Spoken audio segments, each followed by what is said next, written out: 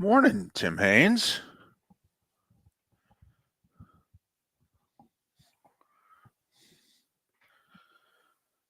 Tim and Paul, and hope you had a good weekend.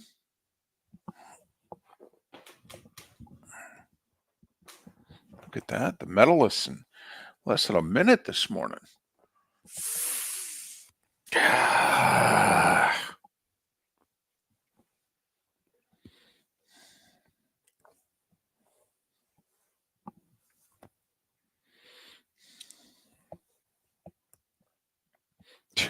From Lions country.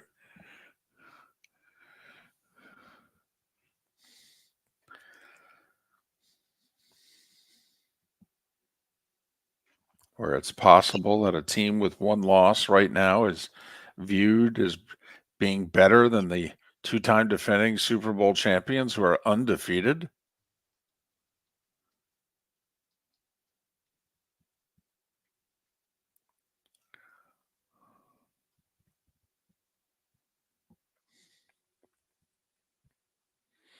Paul, I think they call it replay assist, right?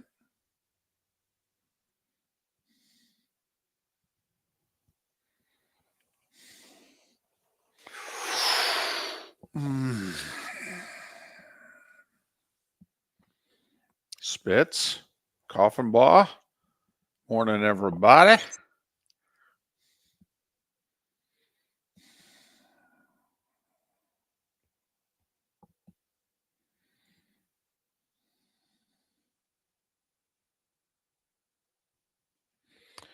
Oh, Paul, that's what replay assist is supposed to do.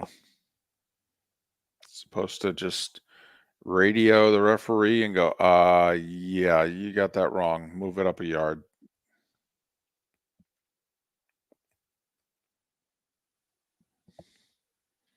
No doubt, Ambient. No doubt.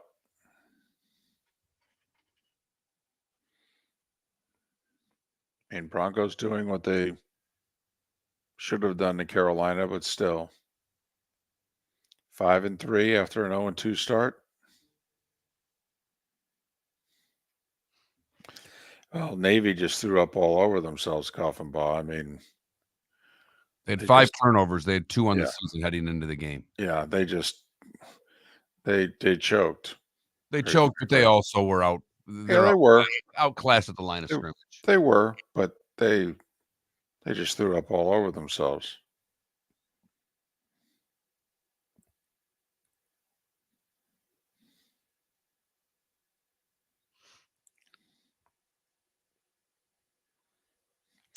Yeah, EB, it's a different day. You know.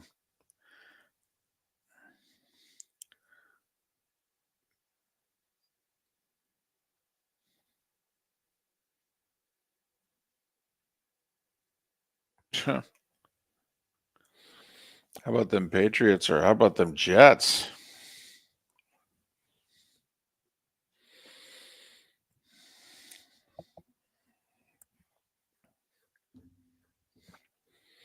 No, Ambient, when the Jags tied it, you knew the Packers, even if they won, weren't going to cover.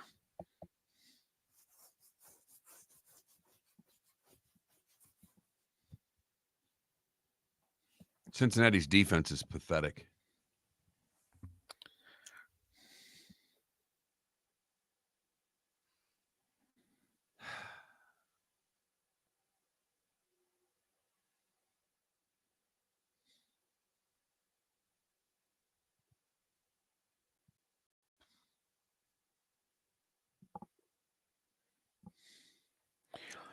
First off, I mean, just the final 5 minutes of that Bears-Commanders game. What were they thinking with that play call at the one?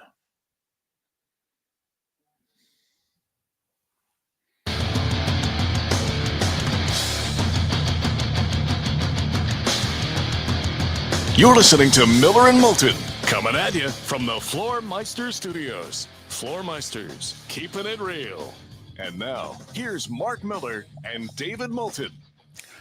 Top of the morning to you on this Overreaction Monday.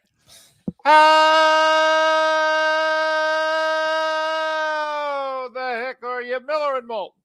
MillerandMoulton.com, Miller_Moulton on X. And Mark, I was just trying to have How the Heck Are You last as long as Jaden Daniels' pass was in the air. It was close. I think the pass lasted a little longer. I do too. Certainly the running around before the pass lasted longer than the How the Heck Are You? Yes. Oh, well, that's two. That's two Hail Marys so far. I think we've had as many Hail Marys as we've had onside kicks recovered. You're exactly right. That number is 2 as well, David. But a tremendous football weekend. A lot better than I think we thought it was going to be on both fronts. We looked at the college schedule. We looked at the NFL schedule. And there didn't seem to be many surprises. And yet both delivered. First off, how was your weekend? My weekend was good. A lot of football, a little bit of, soccer and gymnastics mixed in with the fam. Pumpkin carving on Sunday. We got it all done over the weekend. Ooh. All right. By the way, the size of your pumpkin, that if we did a poll question today, that might be something I'd nominate. The size of your pumpkin. And if that's a personal question, I apologize. But anyway, back to the pumpkins. So I'm just wondering, do you go really big pumpkin where the man of the house has to use both arms and carry that sucker to the car? All right. When you put it on the table, do you do cute little round pumpkin that the youngest person in the family picks out? Daddy, I like this one. Oh, okay. We'll bring that home. That's not going to take long. Or, do we find it's too hot, it's too cold. It's just right pumpkin. You just described my wife's pumpkin right there. She got the one that's just right. Not too big, not too small, easy to clean out, easy to carve. Daughter went with the bigger pumpkin.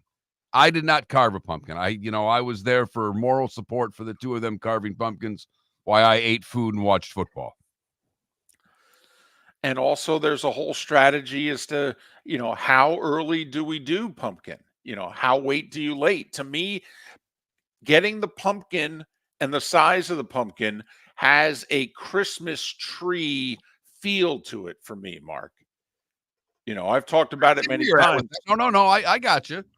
My mother was last minute cheap with the Christmas tree. Okay. I mean, there were times where the tree was purchased on like the 23rd and the 24th. And sometimes like a third of the tree was missing. And my mother would be like, well, that's the part we're going to turn towards the back and face the back wall in the corner. No one will ever see it. We don't decorate the back of the tree anyway. Oh, okay. So then we'll just have a tree without a back to it. Exactly. All right. So to me, the whole, when do we get the pumpkin? How early do we go? And then you factor in the Florida heat, where up north, your pumpkin lasts a little longer. Absolutely. The elements do not take the pumpkin down. This was about as, I think you can't do it much earlier than we did yesterday to carve it and still have a pumpkin that's standing on Halloween night and not mushy.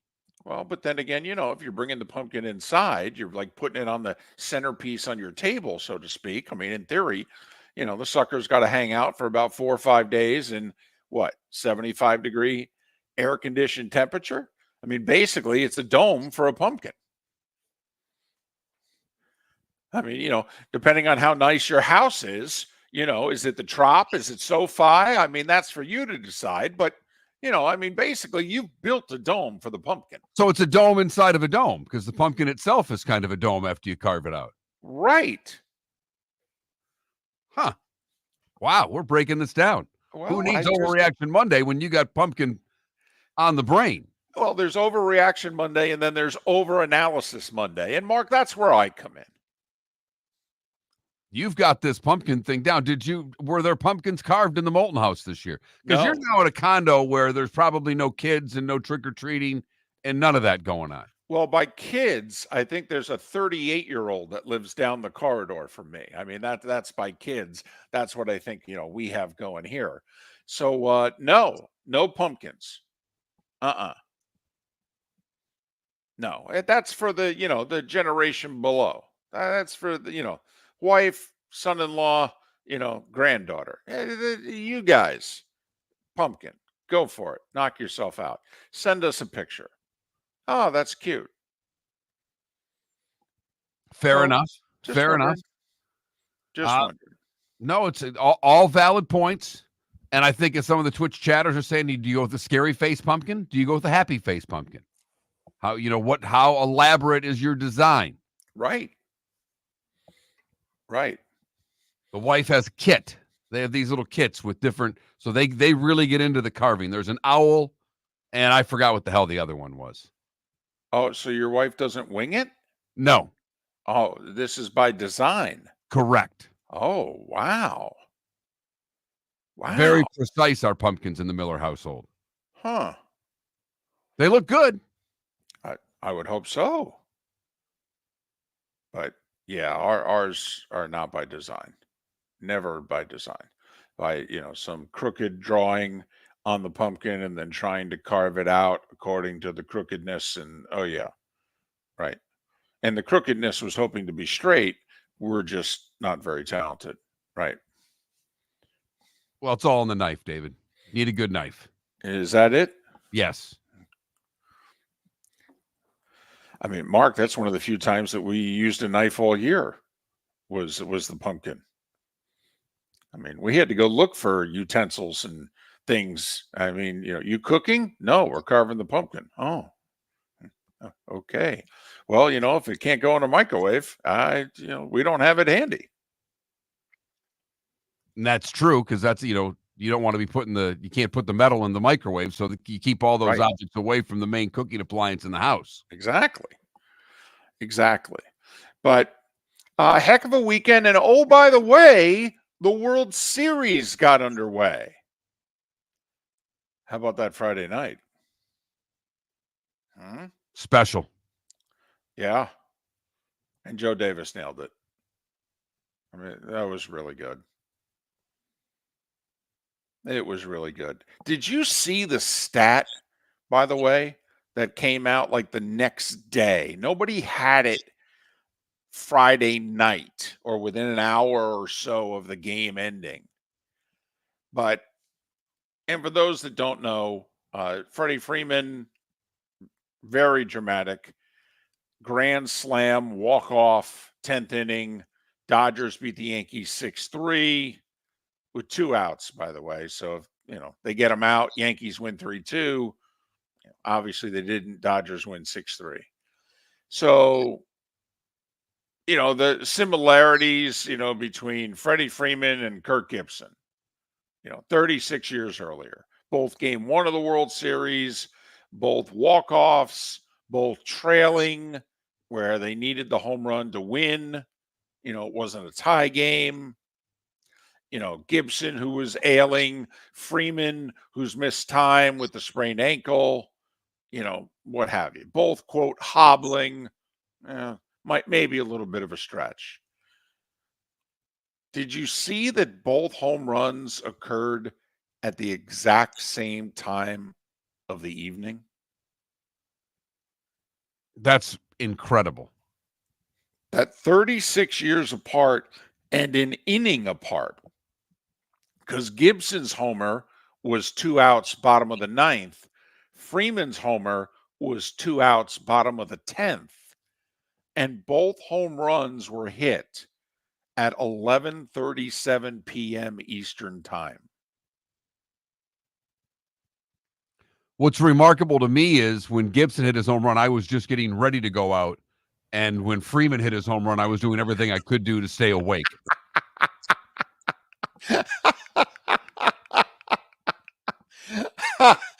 Oh, Mark, I don't think you were alone, but that's a hell of an analysis of those 2 dramatic homers 36 years apart. So what's changed? Well, I'll tell you one big one. My head was bobbing on the couch on the second one. But I kind of feel like the sports weekend began with Freeman's slam, and while it didn't officially end, it felt like the exclamation point on it was the Hail Mary for Daniels and the Commanders to beat the Bears. And a whole lot happened in between. Yes, it did. Both Saturday and Sunday, as we watched, I think, some seasons end over the weekend, if you know what I mean, David. So are you willing to make some more declarations today? Are you willing to jump on the Moulton bandwagon of we need to put X's next to certain teams in the standings? Tough not to. It's tough not to, David. Well, Mark, it's easy to declare, I think, a certain team a playoff team or a certain team a division champion. I think that's easy. Okay. What you really then have to double down on is, are you willing to put the E next to certain teams? Ooh. Yes. Okay. All It's right. one thing, clinched playoffs, that's a Y. X is clinched division title. Okay. E is eliminated from playoffs. Talking to you, New York Jets. Talking to you, Miami Dolphins. Talking to you, Jacksonville Jaguars. Talking to you, Tampa Bay Bucks. Maybe. Talking to you, Dallas Cowboys. That's how far are you willing to go? Final weekend of football in October. How many seasons are you willing to declare one way or the other? That's what we want to know on an Overreaction Monday. That's what we'll do today. We'll eliminate some of the teams from the season on Miller and Moulton. The starting five is 25 minutes away. We thank you so much for joining us. Miller and Moulton, millerandmoulton.com. We started our show 18 years ago and have been fired 3 times. But Miller and Moulton have never lived on the edge like we are now. We have our best morning ratings ever and are steadily adding affiliates. Yet, we only have a few sponsors, and if that doesn't change, we cannot continue. But if you want to advertise on Miller and Moulton, reach out to one of us directly by texting sponsor to 21,000 or by contacting me on X at @MarkMiller or David at @TheDavidMoulton. You can save Miller and Moulton and make your business some serious money by texting 21,000 now. Visit Jason and Todd at the Diamond District. A natural diamond is the oldest artifact you will ever touch, and each is one of a kind. Jason and Todd at the Diamond District would like to meet you personally and share their love of natural diamonds and the positive impact of purchasing a natural diamond. We promise that in our vault sits the largest selection of GIA certified natural diamonds at the most competitive prices in the world. Jason and Todd look forward to shaking your hand and welcoming you to their Diamond District family. American Paint Supplies, for nearly 30 years, is your one-stop shop for all your coating needs. If you are a designer, a contractor, a professional painter, or a weekend warrior, American Paint Supplies is the place where experts go to get expert solutions. At 6100 Shirley Street in Naples off of Pine Ridge, American Paint Supplies delivers the best solutions with the best products with the best support. Meet Gene and his team today at American Paint Supplies. Call 239-566-2700. That's 566-2700 or online at AmericanPaintSupplies.net. Gentlemen, has your wife mentioned getting new flooring, but you don't want to go through the hassle? Well, go see the Floor Meisters in Naples next to Costco. They understand your time and money are important, so they'll make it as painless as possible. With a huge in-stock selection of carpet and Cortec, they can get you the floor your wife's been asking for. They carry wood, vinyl, carpet, and tile. If you do it yourself, no problem. They can handle that as well. So go see TJ at the Floor Meisters and tell them, just keeping it real. This is Miller and Moulton.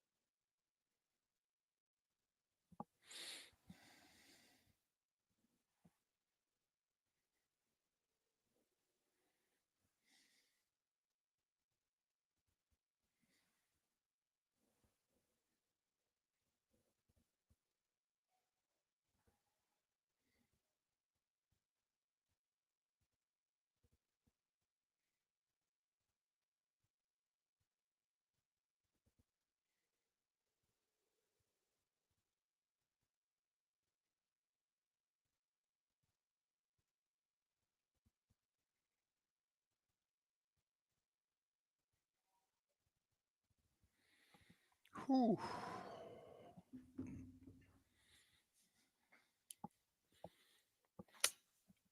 Yeah. So, what do we think of the creamsicles?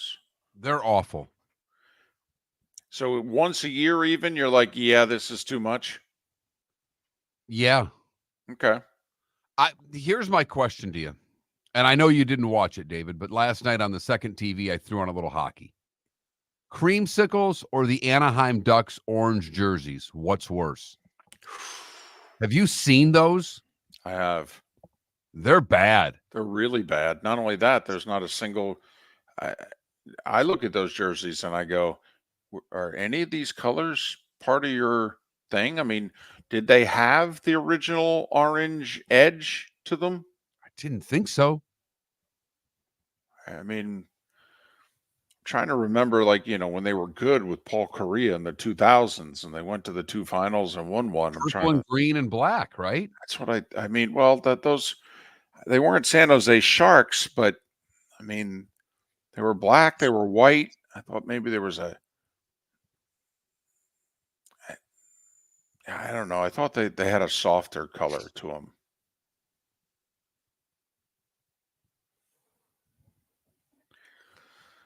So I'm just curious,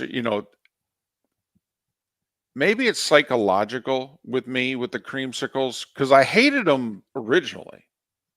Miller and Moulton are both old enough to remember when the Bucks debuted, and we were like, "Wait a minute, what?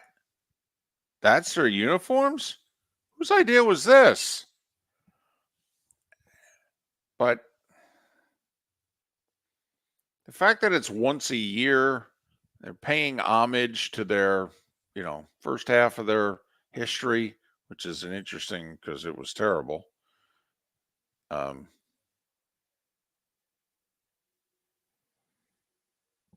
I don't know. I'm not as repulsed by them as, I mean, I was bothered by them a lot more when they were their actual jerseys.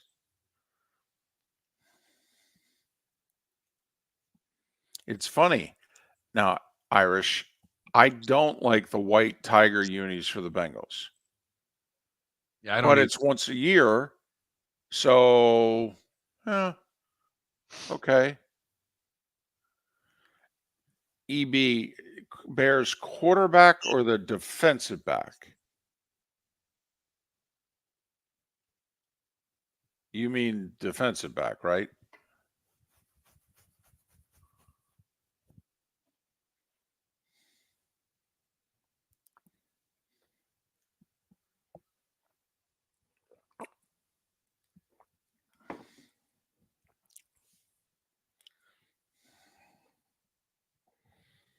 Whew. Yeah, week tomorrow.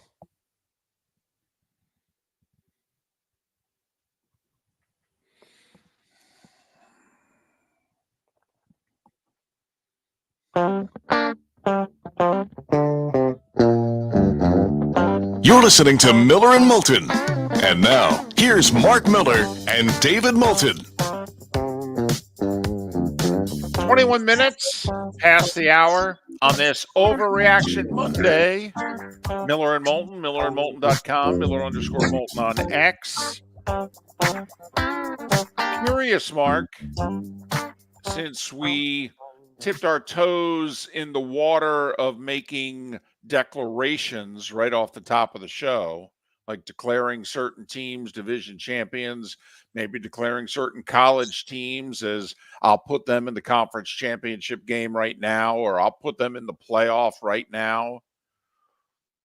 Is the World Series over? No. No, it is not. We haven't had a road team win yet. Right. Yankees have the opportunity to hold serve here, get right back into this series. And I will say, if you want to simplify it, and I'm guessing a Yankee fan has already come to this rationalization to make themselves feel better, you win tonight, you're facing a bullpen game from the Dodgers in game 4, and you're sending Cole to the hill in game 5. I mean, you can spin this sucker very quickly with one win tonight. Be nice if you could get Judge to hit the baseball. Well, it'd be nice if he would swing at the fastballs and lay off the curveballs. I mean, he had an at bat Saturday, Mark, where he's ahead in the count 2-0. And he's got a base runner and everything. And they throw a 94-mile-an-hour fastball thigh high down the middle of the plate, and he takes it. Well, what the hell are you looking for? And then they said, well, that'll be the last fastball you see in this at-bat. They threw him curves and sliders the rest of the way, and he struck himself out, and back to the dugout you go. This is early Bonds. I mean, people forget those Pirates teams that couldn't get to the World Series. You know, Bonds had awful series for them against the Reds and the Braves. Awful series. And wasn't great early on in San Francisco. And they got beat by the Mets, and they got beat by the Marlins, and they lost a wild card game to the Cubs. And, and Bonds, wasn't necessarily making a big impact. Now, by 2002, when they went all the way to the World Series and lost in 7, Bonds had a huge playoff run. Huge.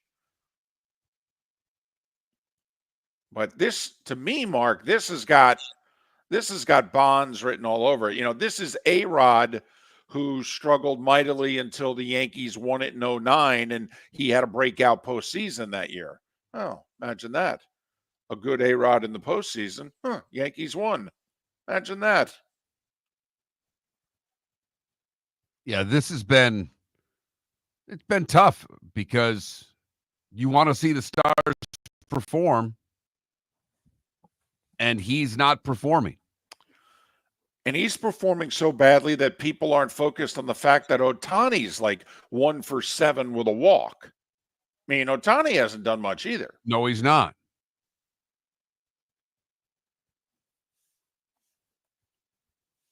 But the rest of that lineup is. I mean, it was Ohtani who, popped up with 1 out in the 10th there before Freeman's slam. I mean, Ohtani didn't get it done. 2 pitches, by the way. Yeah. Very different results. 2 pitches. The pop-up, the intentional walk, and a bomb. Boone got crushed for how he managed game 1. And I actually understand his thinking. And this is also where, to me, the difference of the rule change, that now you have to face 3 batters. Boone brought Cortez in because if he brought the other lefty in, Hill, who has been really good for them, and Cortez is normally a starter and he hadn't pitched in 5 weeks, so it was like, why'd you bring him in? Well, Hill's a contact pitcher, and Ohtani's going to put the ball in play. Well, you can't double up Ohtani. And Boone's like, if I put Hill in there, Ohtani's just going to hit a ground ball, he'll beat it out, and the tying run will score. I'm trying to win the game. I'm trying to get exactly what I got. I'm trying to strike him out. I'm trying to get a pop-up. And so Cortez throws high fastballs, and Ohtani popped out on the first one. Cortez didn't get the fastball up on Freeman. He got it just below the belt, and Freeman hit it 400 feet, and Boone's an idiot. I mean, there are a lot of things like, I can't believe Boone took Cole out when he took him out at 88 pitches. I'm like, what are you doing? What are you doing? And I thought that played a role in their defeat because he went through his top 3 relievers to get the next 9 outs, and he was pitching his 4th, 5th, and 6th best pitchers in the 10th. Okay. Whereas in theory, he could have had his closer on the hill in the 10th to secure the 3-2 win. I don't know why he took him out as early as he did. Hell, I don't know why Roberts took Yamamoto out. He'd given up 1 hit in 6 1/3. He retired 11 straight. What the hell? That's what the book says, David. There's no feel anymore for when you take a pitcher out. It's mostly predetermined. How much of a field does it take? Hey, when's his last base runner? About an hour and a half ago. Okay, I'll leave him in. But so very dramatic, interesting World Series thus far. Unfortunately, more dramatic and more interesting for the Dodgers. They got them both. Best ratings since 2017 and 2013. 2017 was the 7-game World Series between the Dodgers and the Astros. 2013 was the Red Sox in a World Series. Red Sox Dodgers were 2018. So, baseball's getting those type numbers so far through the first 2 games of Yankees Dodgers. But like you said, it would have been interesting if it was 1-1 tonight as opposed to 2-0 to see if that number would have been even bigger for tonight's game. But we shall see as they go up against Monday Night Football, Game 3 of the World Series, and Giants and Steelers both happening tonight. By the way, Dan Patrick's stat of the day, boom, boom. Steelers have quite the Monday Night Football home winning streak. I don't know if you've seen this stat. And by Monday Night Football home winning streak, I'm talking about going back to the first Bush administration. Yeah. I'm talking about going back to when Chuck Noll was head coach of the Steelers. The last time the Steelers lost a home Monday Night Football game. That's back up the truck type numbers there, David. Well, and not only that, you're going up against, Mr. Primetime himself, Danny Dimes. Right. And by primetime himself, I mean Kirk Cousins goes, man, he's got some bad numbers in primetime. Tommy Cutlets is warming up saying, when are you going to put me in, coach? Why are we even starting with him? Why don't we just give me a chance? 21 consecutive home wins on Monday Night Football. The last time the Steelers lost a home Monday Night Football game was 1991.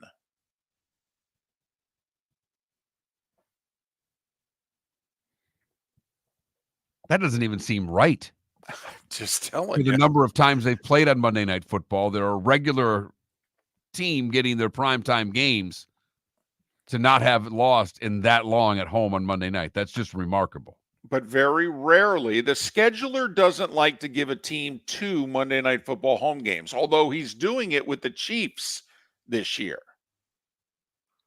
But yes, one of the things we will discuss coming up in the starting 5 next on Miller and Moulton. Do you have a sleep problem but don't want to wear a CPAP mask? This is Mark Miller for Sleep Treatment Direct. The mask wasn't working for me, and I didn't think I had an alternative. I do. We all do. They have such simple alternatives with greater success than the mask. Visit sleeptreatmentdirect.com. That's sleeptreatmentdirect.com. And if you are like me and your CPAP machine isn't working for you, it's time for a change. Call 239-444-1741. That's 239-444-1741. Sleep Treatment Direct. Sleep safe and sound. Wine glasses never fall over until you get a brand new rug. Oh no! Ketchup bottles act normal till you're wearing a new shirt. Oh, you kidding me? And rocks slide peacefully on the road till the day you get a brand new windshield. Then they fly up off the road and attack without mercy.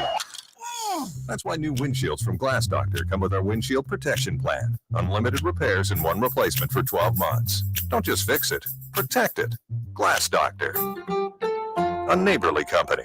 The world-famous cigar bar started as a neighborhood place in downtown Fort Myers, and now it's a brand, a destination, with 4 locations. The original place, Henry Street, Fort Myers, Gulf Coast Town Center, on Southeast 47th Terrace off the Cape Coral Parkway, and the Lounge on West 1st Street in Fort Myers. A place to go, whether you just need a relaxing drink and a smoke after a tough day at work, or a place to go celebrate. From relaxation to celebration, the world famous cigar bar. At Physical Therapy and Balance Centers, our goal is to help you love your life. When your life is sidelined by an injury, dizziness, surgery, or condition keeping you from doing what you love, we're here to help you heal and feel your best. Our therapist evaluation will determine the root cause of your health challenges, resulting in a unique treatment plan customized just for you. Visit www.physical.com to find your nearest location and see how we can help you love your life. This is Miller and Moulton.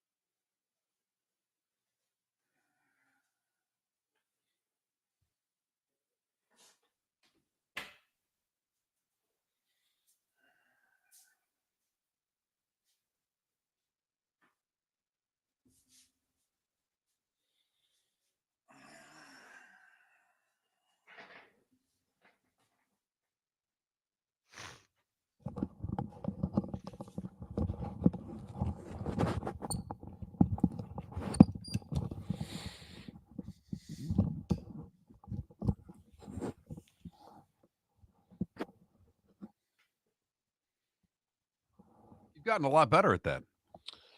Yeah, I'm able to, for whatever reason, just get it to hang on while I get the other side over. So I cannot lift my arm above my shoulder. Like I can't feed myself with my right hand. I cannot grab food and put it in my mouth. I can't really get my arm and hand above the middle of my chest still. So that'll be interesting as to when that loosens up.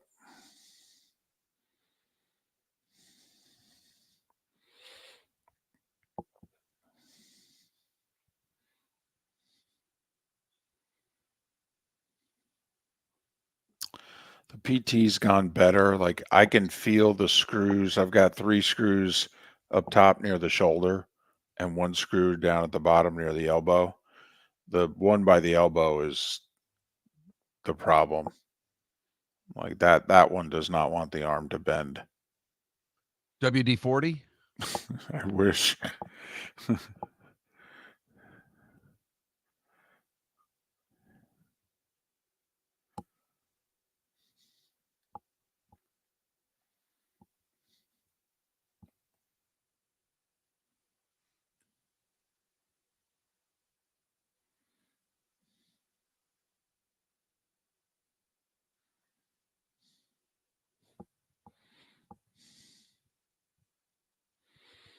Paul, it went okay. It went better than that. It's interesting to see all the staples and the different areas where they are. I mean,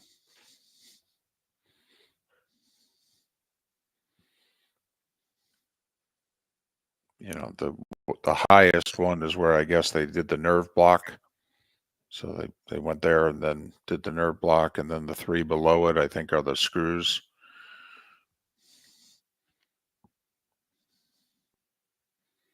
But it's interesting.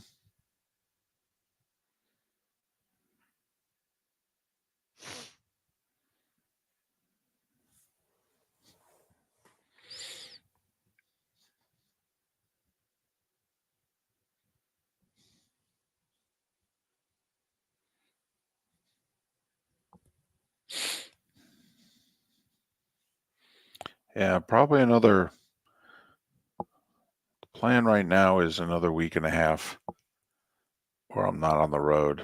The plan right now is to go on the road for November 9th and November 11th.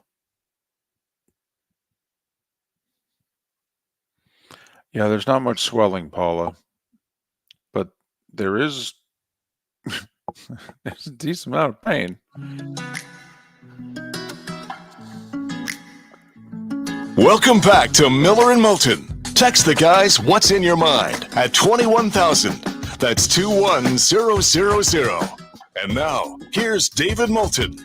At 22 minutes before the hour, thanks so much. Hope you had a great weekend. And boy, it was a wonderful sports weekend. Hope you just, were a sponge or a piece of bread and you just threw yourself into the gravy. You know how it is when you just have so much gravy, you're like, man, I don't have enough bread. I'd like some more bread. It's kind of how I felt this weekend was. This was a weekend where I thought I'd had enough bread.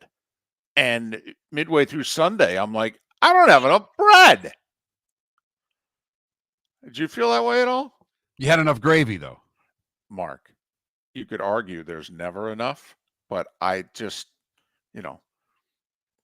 for late October, I didn't want it to be a bowl of gravy. I'm just talking about, leftover gravy on the plate. And I think I needed more bread. You may have, because there was a lot of gravy this weekend. There's no doubt. There was. We'll try to sop some of it up right now. Time for Starting Five. 5 big stories you need to know. Here is the Starting Five. Well, just a whole bunch of NFL heartbreakers, and we don't even have to leave the state of Florida.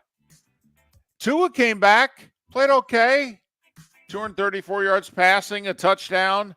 Dolphins had a 2-score lead against the Arizona Cardinals at home with 10 minutes to go. Should be able to get that horse into the barn, right? No. You know why? Because they're the Dolphins and they're not a good team. Arizona scored the final 10 points of the game. Second game in a row, Chad Hyland comes off the bench, kicks a field goal at the gun. This one 34 yards. Cardinals have won 3 in a row. Just like that, they're 500. They're in contention. The Dolphins, meanwhile, are not. Who had that on their bingo card at the beginning of the year? Heading into November, the Arizona Cardinals will be very much in the playoff race, and the Dolphins will not. 28-27 Arizona. Dolphins fall to 2-5. Bucks almost had to be perfect. Baker with a couple of picks to go with 3 touchdowns. And the defense, it just isn't good enough right now. Kirk Cousins with 4 touchdown passes. Bucks got the ball back with 1:01 to go, no timeouts. Had to go 64 yards. Didn't really threaten. Atlanta 31-26. Falcons lead the South by a game. They swept the Bucks. They're 4-0 in the division. Tampa, next 2 games are at Kansas City and against the Niners. Oh boy, got to find a way to get one of them. Don't ask me which one. Meanwhile, Jacksonville. Mark, this Trevor Lawrence roller coaster is something. Because first and third quarter, Trevor Lawrence, that guy's not a winning quarterback. Second and fourth quarter, Trevor Lawrence, that guy's a franchise quarterback. He's a stud. Problem is, he had a costly turnover in the first quarter, led to a touchdown. And then he had a very costly turnover on the 4-yard line, led to an easy touchdown. And even though the Jags came all the way back and tied it, Jags defense gives up a big passing play to Malik Willis in relief of Jordan Love in the second half. Packers kick a field goal at the gun. Jacksonville's former kicker, McManus. How sweet was that for him Short field goal at the gun. Green Bay 30-27. They've won 4 in a row. They're 6-2. They got a first place showdown with the Lions next week. Don't know if they're going to have Jordan Love for it. Jags fall to 2-6. You can put a fork in them, right? Absolutely. Kirk done for the year with a broken collarbone. Got the Eagles next up on the schedule. Got a tough month coming up. Schedule doesn't lighten up till December. Listen, the Colts gave the Texans all they could handle. And imagine if they had played Joe Flacco for the whole game. Yeah, Anthony Richardson was what, 10 of 32? I think those were the final numbers. And one of them You're right. was a 60-something yard bomb for a touchdown. I mean, he is producing some big plays when he's in there. He's not good enough, though, over 60 minutes and 4 quarters to beat a good team. David, to tell you how bad he is. Since 2000, quarterbacks with 250 dropbacks or more. He has the 222nd completion percentage rank. Out of 225, he's 222.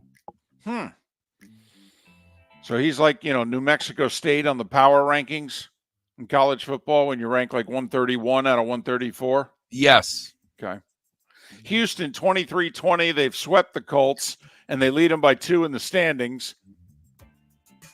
We can put an X next to the Texans, right? This sucker's over. Done. Congratulations to the Houston Texans. They're your AFC South champions. C.J. Stroud, 285 and a touchdown. Joe Mixon over 100 yards and a touchdown.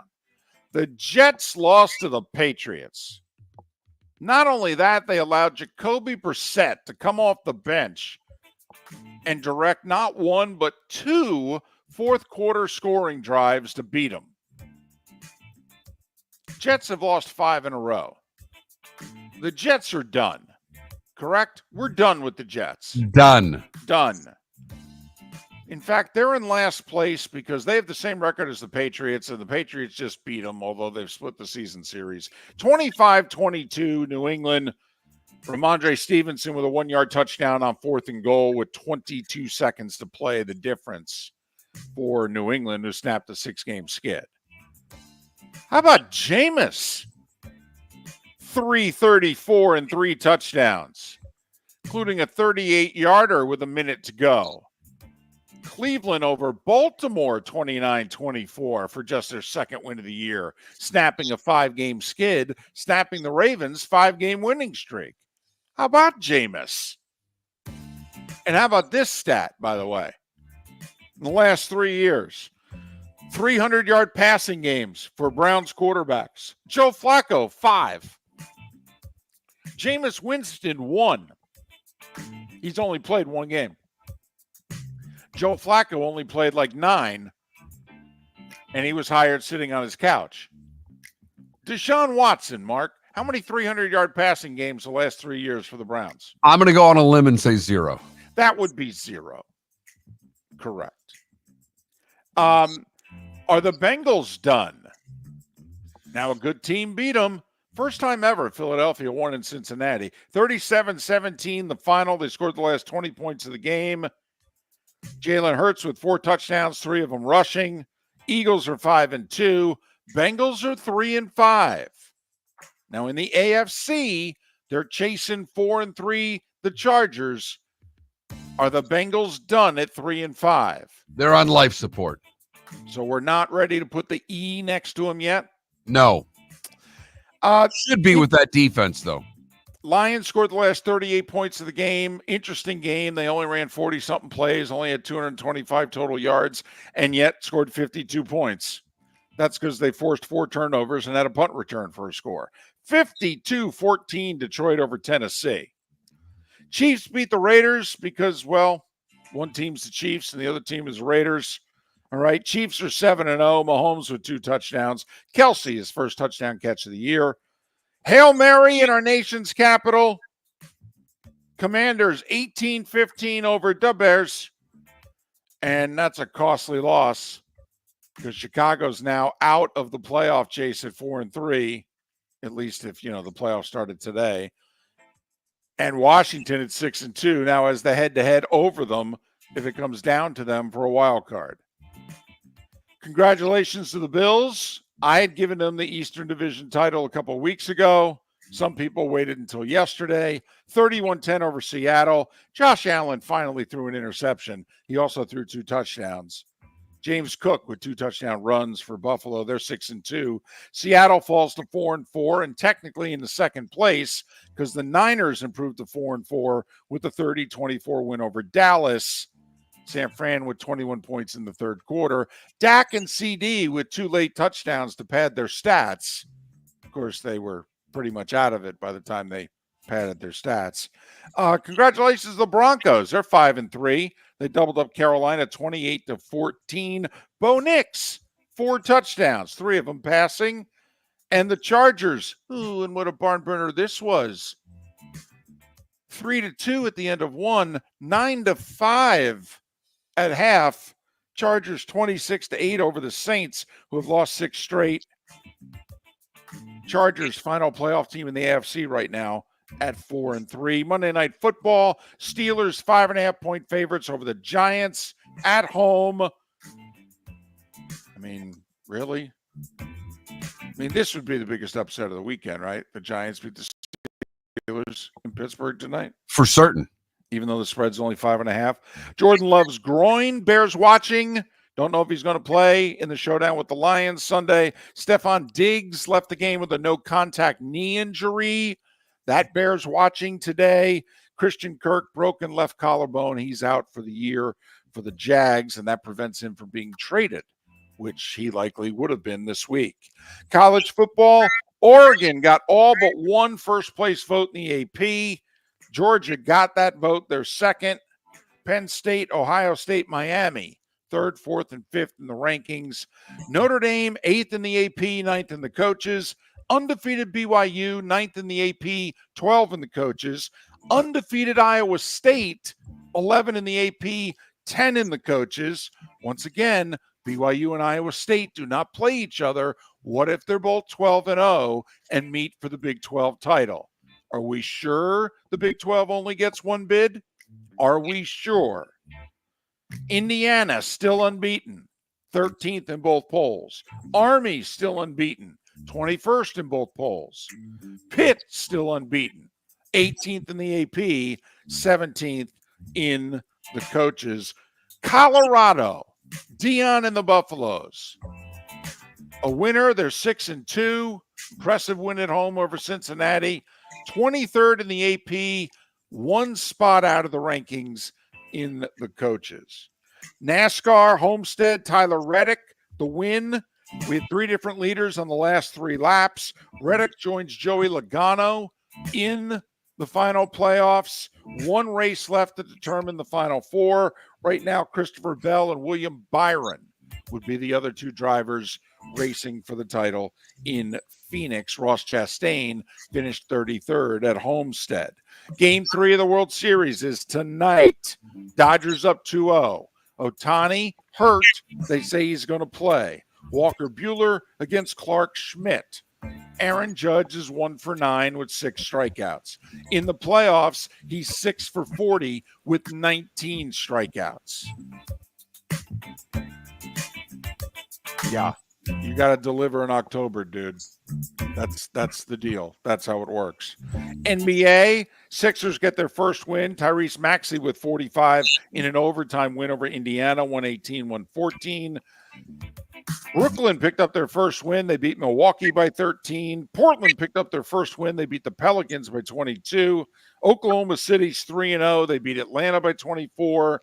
And the Clippers handed the Warriors their first loss.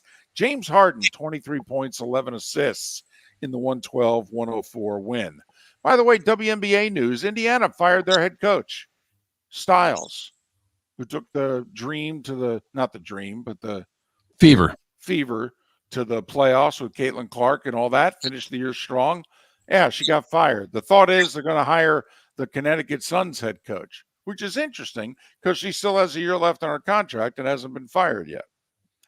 NHL, 4 games last night. Draisaitl, the game winner, Mark, to hand your Wings, a 3-2 overtime loss for Edmonton. Jersey beat Anaheim. Montreal over Philly.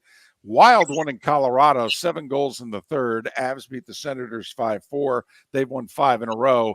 But tonight in Tampa, Steven Stamkos' homecoming for the Preds.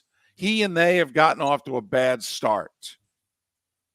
But Nashville at Amalie tonight should be a rousing response for Stamkos tonight for the Preds. Golf, all of it overseas. Spain's Nico Echeverria won the Zozo. Okay, Byung-Hun An beat Tom Kim in a playoff to win in South Korea on the DP World Tour. And China's Rowing Yin won her second tournament this month on the LPGA Tour in Malaysia. And at 7 minutes before the hour, that was the starting five. 5 big stories you need to know here on Miller and Moulton. 5 big stories you need to know, 2 that you didn't need to know, but you feel better because you know now. That was really the golf, because I don't know if we needed to know that, but I feel better knowing it. I cover that sport year-round. Whether you pay attention year-round or not, Miller and Moulton on an Overreaction Monday. We started our show 18 years ago and have been fired 3 times, but Miller and Moulton have never lived on the edge like we are now. We have our best morning ratings ever and are steadily adding affiliates. Yet, we only have a few sponsors, and if that doesn't change, we cannot continue.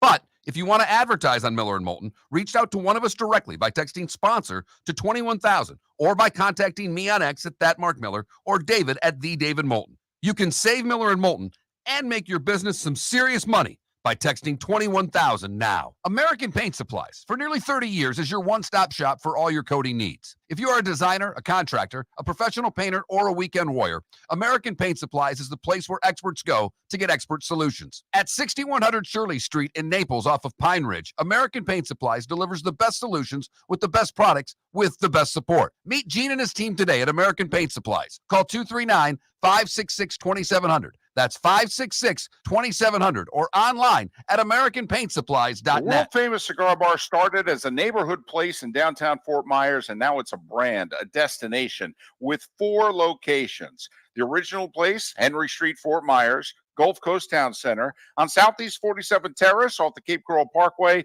and the Lounge on West 1st Street in Fort Myers. A place to go, whether you just need a relaxing drink and a smoke after a tough day at work, or a place to go celebrate. From relaxation to celebration, the world-famous cigar bar. Mark Miller for Molly Maid. Why Molly Maid, you ask? Trust.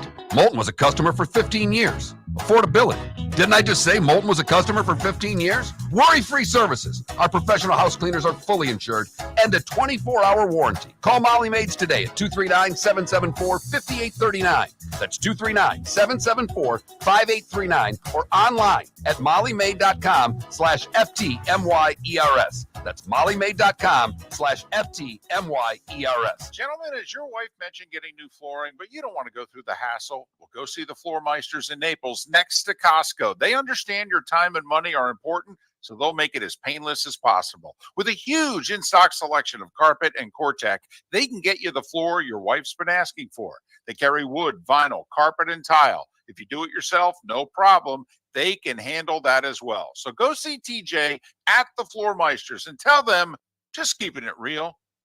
The Cape Coral Police Department is growing. They are currently looking for police officers and are offering a $10,000 signing bonus to newly hired officers. If you desire a career in law enforcement, or if you are already in law enforcement and thinking about making a move to a better agency, think Cape Coral Police Department. If you're looking for a police department that is committed to excellence, that invests in the highest level of training, state-of-the-art equipment, and some of the highest compensation in all of Southwest Florida, then the Cape Coral Police Department is for you. Visit capecops.com. That's capecops.com. This is Miller and Moulton.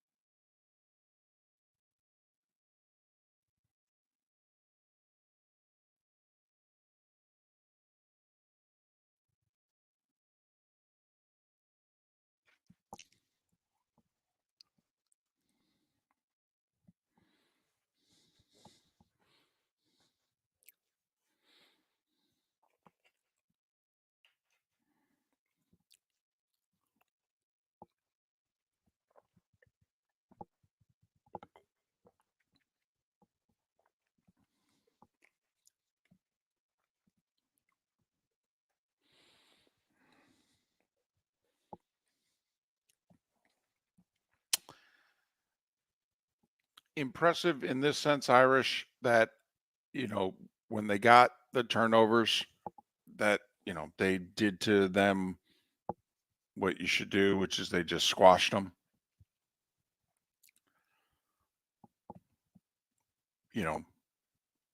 From a competitive standpoint, would have liked to have seen Navy not, throw up all over themselves. Thought Navy kind of choked, couldn't handle the moment. But believe it or not, Irish, and I'm not just saying this, like the Army game will interest me more from this sense. I think Army's better at the point of attack than Navy. So I think we're all curious, somebody who matches up kind of the way Northern Illinois did. Notre Dame was so much better up front than Navy. But I mean, you beat somebody for 5 touchdowns. I don't know how you can't be impressed. The other thing, Irish football, is that, Notre Dame needs to keep not only racking up the wins, but do it impressively, because they need to give themselves some margin for error if by chance they lose at USC.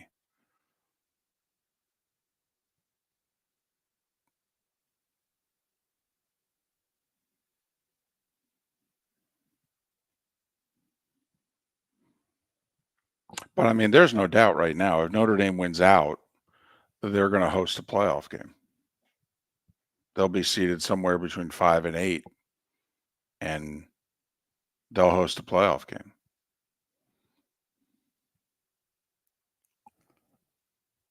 And you're right. You want to be the 5 or the 6, because in theory, you'll get,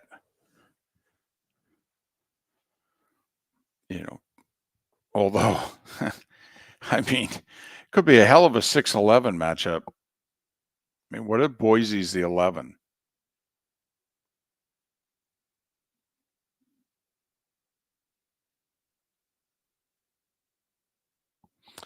Well, Wes, they didn't drop the SEC. Okay. The SEC.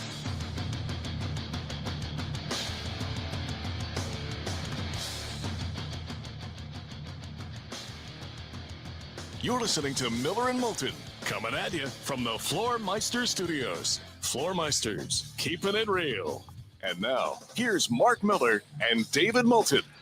Hour 2 of Miller and Moulton on this Overreaction Monday. Thanks so much for being with us. Hope you had a great weekend. It is the last Monday of October.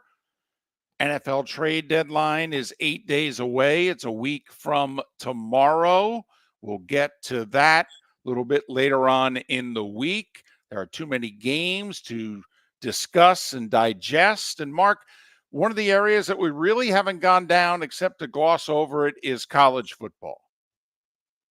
So your thoughts on the college football weekend? We can go all the way back to Friday. That first off, we had some meaningful games, particularly Boise State and UNLV, and the Broncos went on the road. The front runner for the Heisman rushed for around $150 and a score late to give the Broncos the win and the cover. And Boise State, right now on their record, all they have is a 3-point loss at Oregon. that's looking pretty damn good for a potential 12-1 group of 5 team, isn't it? There's no doubt, and obviously having a Heisman candidate helps. But a nice win against a good UNLV team. They had to, as you mentioned, had to come from behind to do it. And Boise now, well, and Boise has been the front runner in that group of 5 category to get into the playoff, and that remains the same, particularly with how well, I mean, every week Oregon keeps playing better and better, makes that Boise loss look better and better. The Big 12, Iowa State, BYU. Now, I think Iowa State was idle, weren't they? But BYU went to Orlando. And this was everybody's quote unquote upset, even though it wasn't an upset, because UCF, for a reason that just totally befuddled Miller and Moulton last week,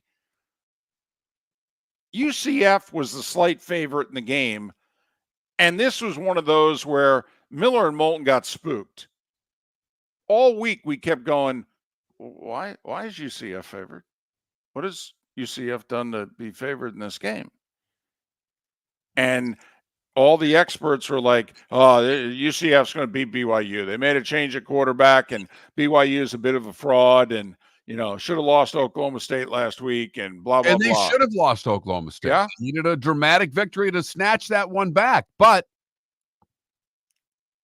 I still didn't get where a UCF team who entered the game at 3-4 was favored against an undefeated BYU team. And UCF got whacked in, big home game against Colorado, national exposure, the whole deal. Yeah, Buffs whacked them, and pushed them around. Right. I mean, that was the part of that game, David, that exposed UCF to you and I for what they were, a team that's a bit of a fraud up front. They're supposed to be a really good running team. Well, Colorado wasn't supposed to be able to stop the run, and Colorado did a damn good job at the line of scrimmage against UCF. Before that, when Florida was reeling, UCF had their chance to go into Gainesville and, make a stand, and they got whacked. Much worse than the final score, quite frankly. And so yet everybody was on UCF against BYU. Yeah, that game was over with an hour still left to play. So BYU and Iowa State both unbeaten. Gut feeling right now. They're both right around 10th. I mean, what did I have it? BYU 9th in the AP, 12th in the coaches. Iowa State 11th in the AP, 10th in the coaches. We're going to have the committee come out with their rankings in a couple weeks. You got to figure BYU and Iowa State. The committee will follow these pretty closely. So these two teams are going to be ranked somewhere between 9 and 12. Mark, if they both keep winning, and the Big 12 championship game is a battle of 12-0 teams where they're both ranked in the top 10, which you figure they both will be 5 weeks from now if they both keep winning. How many bids is the Big 12 getting? I think they'll get 2 if they're both undefeated. And I think that's a big if. Sure. I mean, the pressure now mounts, and, I think one of them still has a date with Kansas State left, who's still a salty team, got by Kansas. Has Kansas last this season up, but that's a whole other story, and there's only 4 of you that really care. But something to pay attention to. We're just figuring 1 from the Big 12. Are we sure about that? I mean, if we've got 2 penciled in for the ACC, are you sure we shouldn't pencil in 2 for the Big 12? Which really limits how many bids are going to the SEC. Because just do the math. If the ACC gets 2 and the Big 12 gets 2, Notre Dame right now, they're in right now. I mean, you have to look at the college football playoff as Notre Dame's being in the college football playoff. Don't you think, David? Right now, absolutely.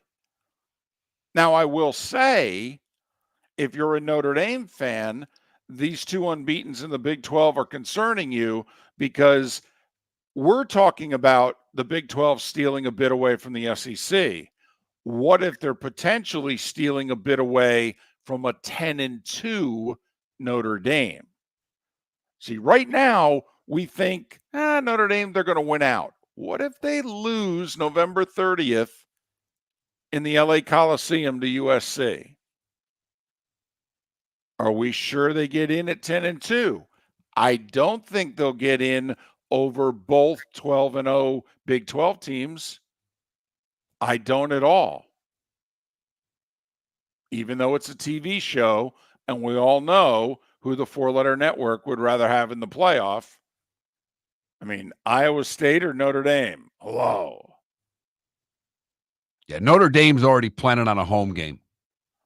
If they win out, they'll get one. You talk to the Notre Dame faithful, they're already planning on a home date. Yep. Which would be a nice recovery from that loss at home to Northern Illinois in the middle of September. All right. What to make of Ohio State? Here's Indiana spanking Nebraska last week, beating them by what, 5-6 touchdowns? Yep. And Ohio State gets them at the shoe, and they're holding off Nebraska in the final 4 minutes to beat them 21-17. Are you changing your tune on Ohio State, or is this just the rhythm of a season and, you know, every team has a game or two like this, and, hey, they're playing Penn State this week, so who cares? Can I answer yes to both? I mean, yes to all of that, because they had a terrible game. I mean, it wasn't like one of those games where they turned it over a bunch. They had two big passing plays. Outside of that, Ohio State had very little offense in that game. No, I mean, Nebraska. The last drive looked like Ohio State. Up until that, they hit Smith for a long one. They hit another receiver for a long one. That accounted for, I think, half their passing yards up until the last drive. And so now we got a showdown of number 3 Penn State and number 4 Ohio State. And by the way, I think a very impressive win for Penn State. Now, selfishly, I would have loved to have seen how this game would have played out without the pick six. Don't know how many of you followed it Saturday night. Wisconsin's up 10-7 at the half. Penn State's quarterback's out injured. He ain't coming back. So Penn State on the road is losing, and they got to play their backup quarterback. And Wisconsin throws a pick six. And so now the backup quarterback never played trailing. Now, Wisconsin did kick a field goal and make it 14-13, but I think would have been very interesting if trailing 10-7 or 13-7, how the backup quarterback and that offense would have played. But, Mark, they played terrifically. They did, and give Penn State credit on the pick six. That, you know, Wisconsin was buried deep in their own end right there. They don't get the pick six. Kid's going to get the ball at the 50-yard line. I don't know if he'd have been able to do something there, but I give Penn State all the credit in the world for playing with the backup and winning and doing what they did against Wisconsin on Saturday night. Tough to win on the road in conference, tough to win at night on the road in conference, and they were able to accomplish both of those things with the backup quarterback in the second half. Saturday was the day of the backup quarterback in college football. Indiana with a backup quarterback beats Washington and covers, winning by 2 scores at home. A&M, Mike Elko, gutsy decision, makes a coaching change, losing by 10 at halftime to LSU, in which he tells Holly Rowe, I think we need a running quarterback. With the way they're defending us, I think we need a running quarterback more than a throwing one. They had the ball 5 times in the second half. They scored 4 TDs and a field goal in a huge win for Texas A&M. Mark, quick question. Who's the first place team in the SEC? Texas A&M. Thank you. Texas A&M right now, undefeated in the SEC.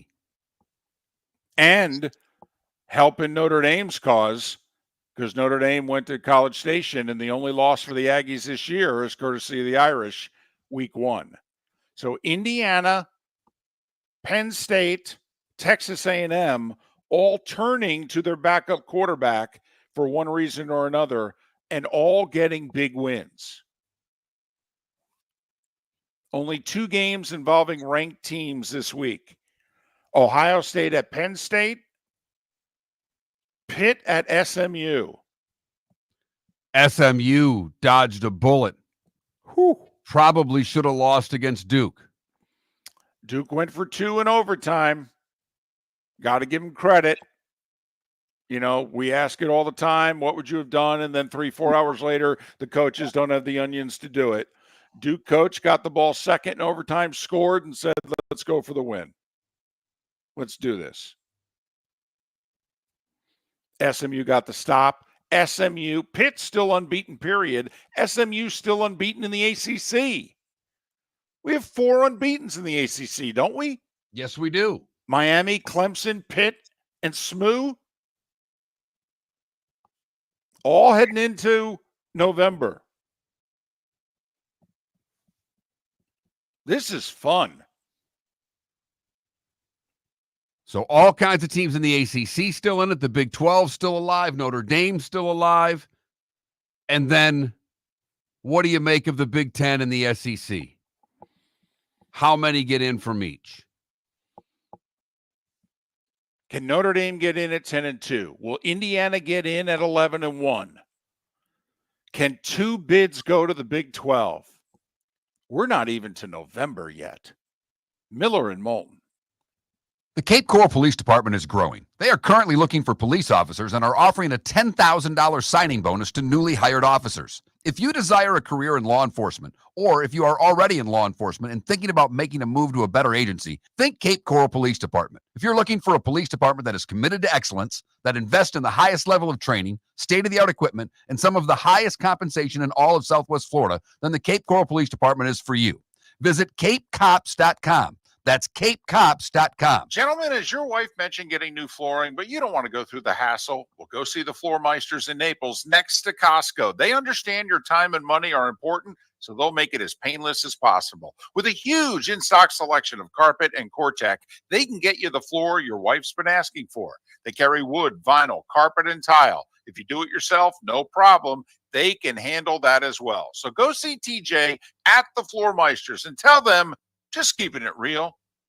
American Paint Supplies, for nearly 30 years, is your one-stop shop for all your coating needs. If you are a designer, a contractor, a professional painter, or a weekend warrior, American Paint Supplies is the place where experts go to get expert solutions. At 6100 Shirley Street in Naples off of Pine Ridge, American Paint Supplies delivers the best solutions with the best products with the best support. Meet Gene and his team today at American Paint Supplies. Call 239-566-2700. That's 566-2700 or online at AmericanPaintSupplies.net. Mark Miller for Molly Maid. Why Molly Maid, you ask? Trust. Moulton was a customer for 15 years. Affordability. Didn't I just say Moulton was a customer for 15 years? Worry-free services. Our professional house cleaners are fully insured and a 24-hour warranty. Call Molly Maids today at 239-774-5839. That's 239-774-5839 or online at mollymaid.com/FTMYERS. That's mollymaid.com/FTMYERS. This is Miller and Moulton.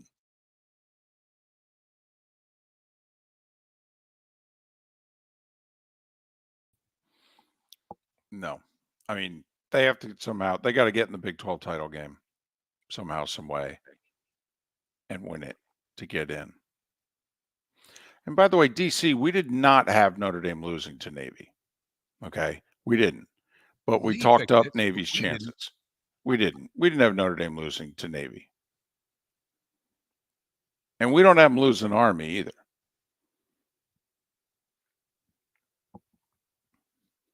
But I do think it's helping Notre Dame's cause. You know, when they played Louisville, they were ranked. When they played Navy, they were ranked. They'll likely play Army with Army ranked. That's good. I mean, you know, because unfortunately, Florida State really let Notre Dame schedule down. So Notre Dame needs to make the case potentially to, hey, you know, we beat X number of ranked teams. We beat the first place team in the SEC at their place. I mean, Notre Dame's making it real easy to forget the Northern Illinois loss. And if Notre Dame hadn't lost to Northern Illinois, they'd be 2, 3, or 4. I mean, I think it's possible Notre Dame would be number 2, undefeated, ahead of Georgia. I think it's possible. They'd definitely be ahead of one-loss Ohio State. So the worst they'd be is 4th. But if Notre Dame was unbeaten, they'd be 2, 3, or 4. And I think they'd be ahead of Penn State. I think they'd be ahead of Penn State. I don't know if they'd be ahead of Georgia.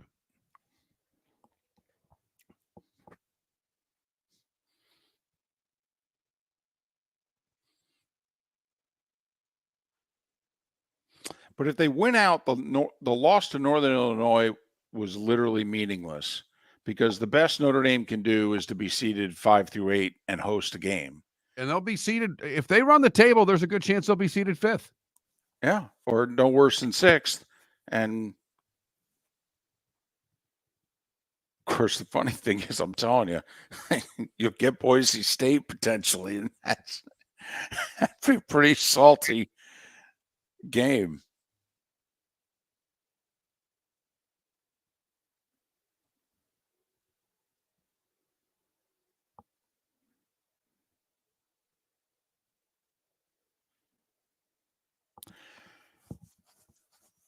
I will say this: Travis Hunter's amazing. Well, and Sanders throws a great ball. He really does. Yeah, I think he's an NFL quarterback, and I mean like a starting NFL quarterback. I really do.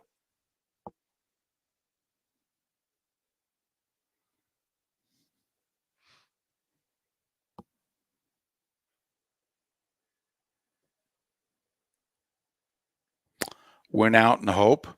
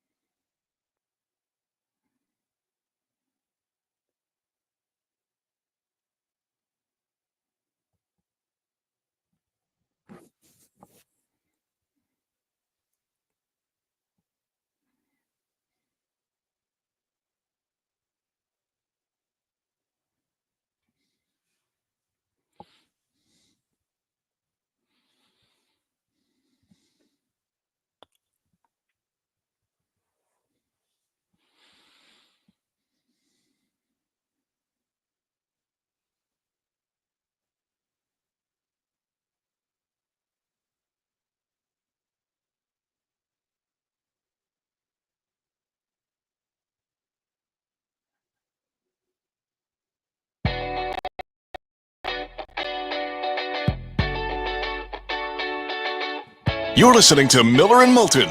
And now, here's Mark Miller and David Moulton. Coming at you from the Floormeister Studios. Floormeisters, just keeping it real. Miller and Moulton on this Overreaction Monday, the last such Monday of October. Thanks so much for being with us.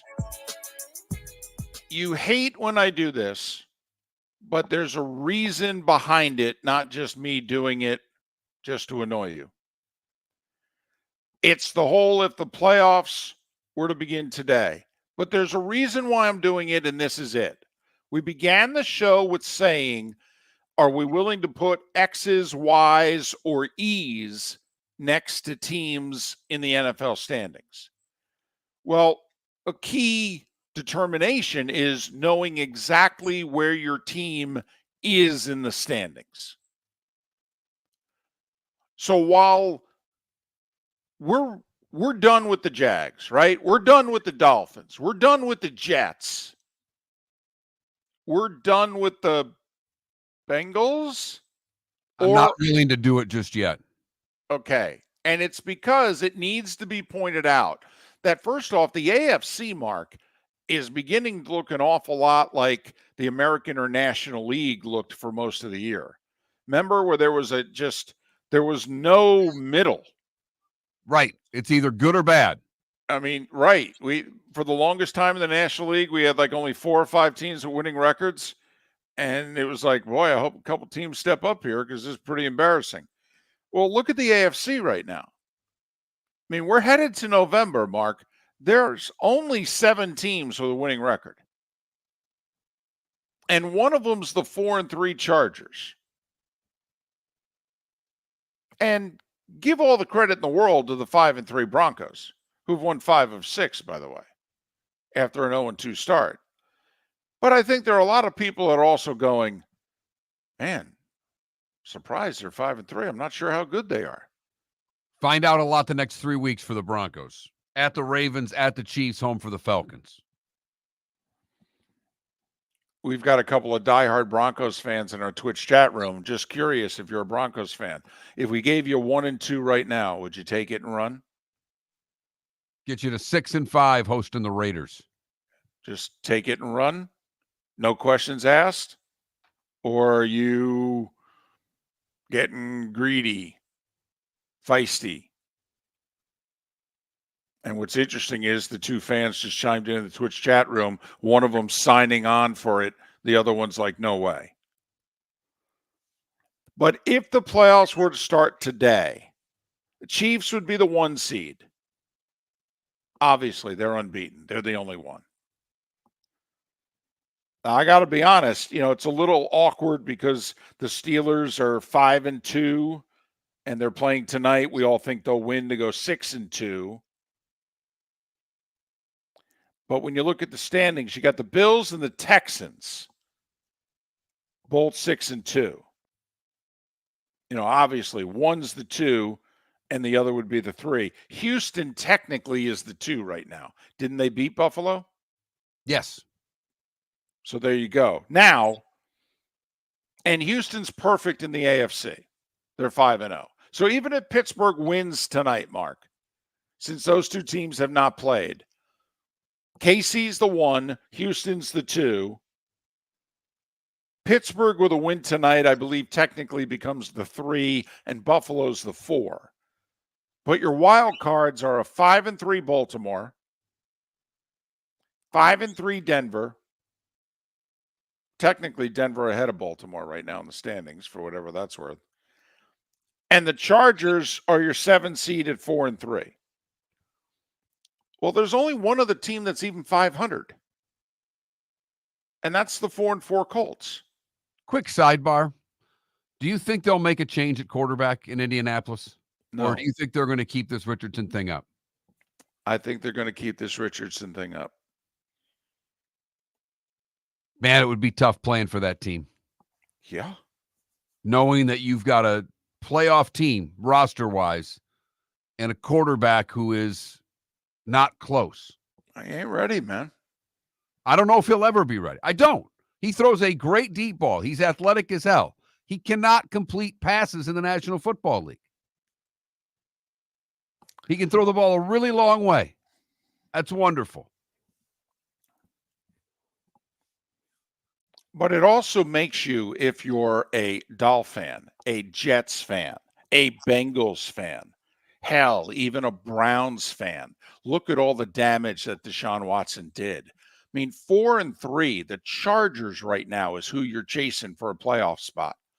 I mean, even if you could alter one result, and I mean, think about the Dolphins, 2-5, home losses to Tennessee, Arizona, the game they gave away at Indianapolis.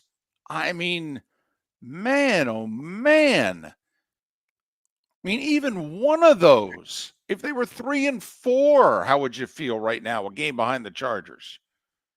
Just trying to get in the damn tournament. But now you're 2-5 going to Buffalo. David, if they'd have just won yesterday. Right. If they'd have just taken care of Arizona, got that thing done with, had the win, you'd sit there and go, well, the offense finally looked like a resemble NFL offense. They picked up a win. Maybe they can make a little run. But look at Tennessee, worst team in the conference at 1-6. Jets, Patriots, Jags, Raiders, Browns, all 2-6. Dolphins 2-5. I mean, Mark, that's 7 teams. Are we putting the E next to 7 teams in a 16-team conference before November 1st? Which would you not put an E next to? I guess I'm still, mesmerized by my Joe Burrow Bengals, but that defense is bad.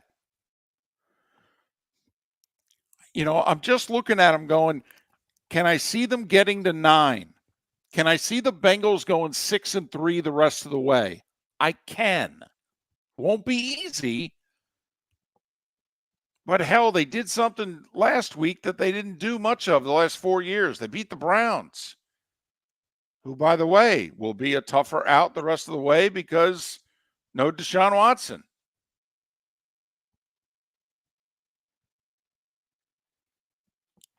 Quick sidebar. What if Jameis plays decently?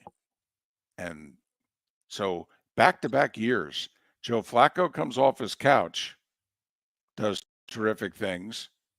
Jameis, who hadn't started a game in over 2 years, hadn't been an every day starter for over 3. And what if you play, 5-5 ball with Jameis the rest of the way? I mean, can you 2 years in a row go back to Deshaun Watson? What are your choices? Well, you could have the whole team revolt. You could have Myles Garrett and all of them go, come on, guys, what are we doing? We can't win with him. I'm not going to waste my time. I can't do it anymore. I mean, Chubb looked right at him and go, I put all this rehab in to come back, and you're going to stick us with him again? I mean, come on now. But I'm just curious, are you putting 7 E's on paper for all those teams in the AFC that are between 3-5 and 1-6? I'll put it on every team not named the Cincinnati Bengals. So the Jags, the Dolphins, the Jets, they're done. The Browns, the Titans, and the Raiders. Done. Done. Okay. By the Can't way, do it yet with the Bengals. I'm close. By the way, are you willing to put a check mark next to the Broncos and say qualified for the playoffs? No. Oh, okay. No. They got to get through this 3-game stretch here Okay. before I'm willing to consider them as a for sure playoff team. So there's 6 teams in the AFC you're eliminating and 5 that are in the playoffs. Okay. Wow. That's an overreaction Monday. Visit Jason and Todd at the Diamond District. A natural diamond is the oldest artifact you will ever touch, and each is one of a kind. Jason and Todd at the Diamond District would like to meet you personally and share their love of natural diamonds and the positive impact of purchasing a natural diamond. We promise that in our vault sits the largest selection of GIA certified natural diamonds at the most competitive prices in the world. Jason and Todd look forward to shaking your hand and welcoming you to their Diamond District family. Wine glasses never fall over until you get a brand new rug. Oh, no! Ketchup bottles act normal till you're wearing a new shirt. Oh, you kidding me? And rocks slide peacefully on the road till the day you get a brand new windshield. Then they fly up off the road and attack without mercy. That's why new windshields from Glass Doctor come with our windshield protection plan. Unlimited repairs and 1 replacement for 12 months. Don't just fix it, protect it. Glass Doctor. A neighborly company. Do you have a sleep problem but don't want to wear a CPAP mask? This is Mark Miller for Sleep Treatment Direct, The mask wasn't working for me, and I didn't think I had an alternative. I do. We all do. They have such simple alternatives with greater success than the mask. Visit sleeptreatmentdirect.com. That's sleeptreatmentdirect.com. And if you are like me and your CPAP machine isn't working for you, it's time for a change. Call 239-444-1741. That's 239-444-1741. Sleep Treatment Direct. Sleep safe and sound. The Cape Coral Police Department is growing. They are currently looking for police officers and are offering a $10,000 signing bonus to newly hired officers. If you desire a career in law enforcement, or if you are already in law enforcement and thinking about making a move to a better agency, think Cape Coral Police Department. If you're looking for a police department that is committed to excellence, that invests in the highest level of training, state-of-the-art equipment, and some of the highest compensation in all of Southwest Florida, then the Cape Coral Police Department is for you. Visit capecops.com. That's capecops.com. This is Miller and Moulton.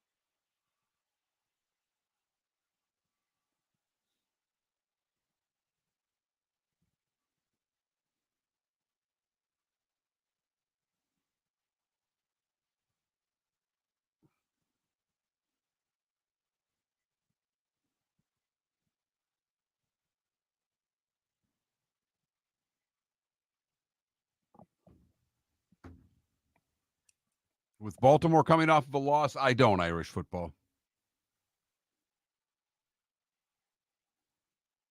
I think it'll be a rough game for the Denver offense.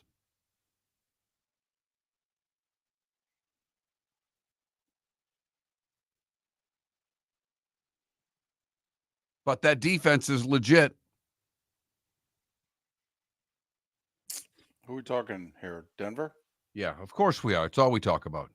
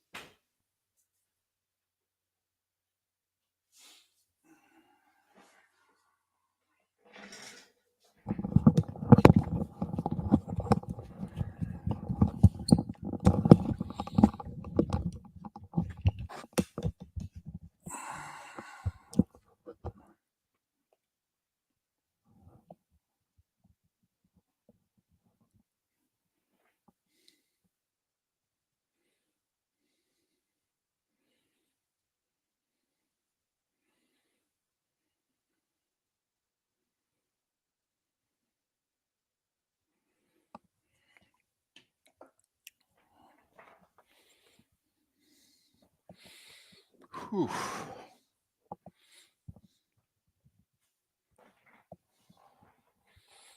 Well, DC. I mean, I'm sorry. That offensive coordinator, you cannot. And I don't know how Eberflus let him call that play, 3rd and goal from the 1. You cannot call that play. You got to be kidding me.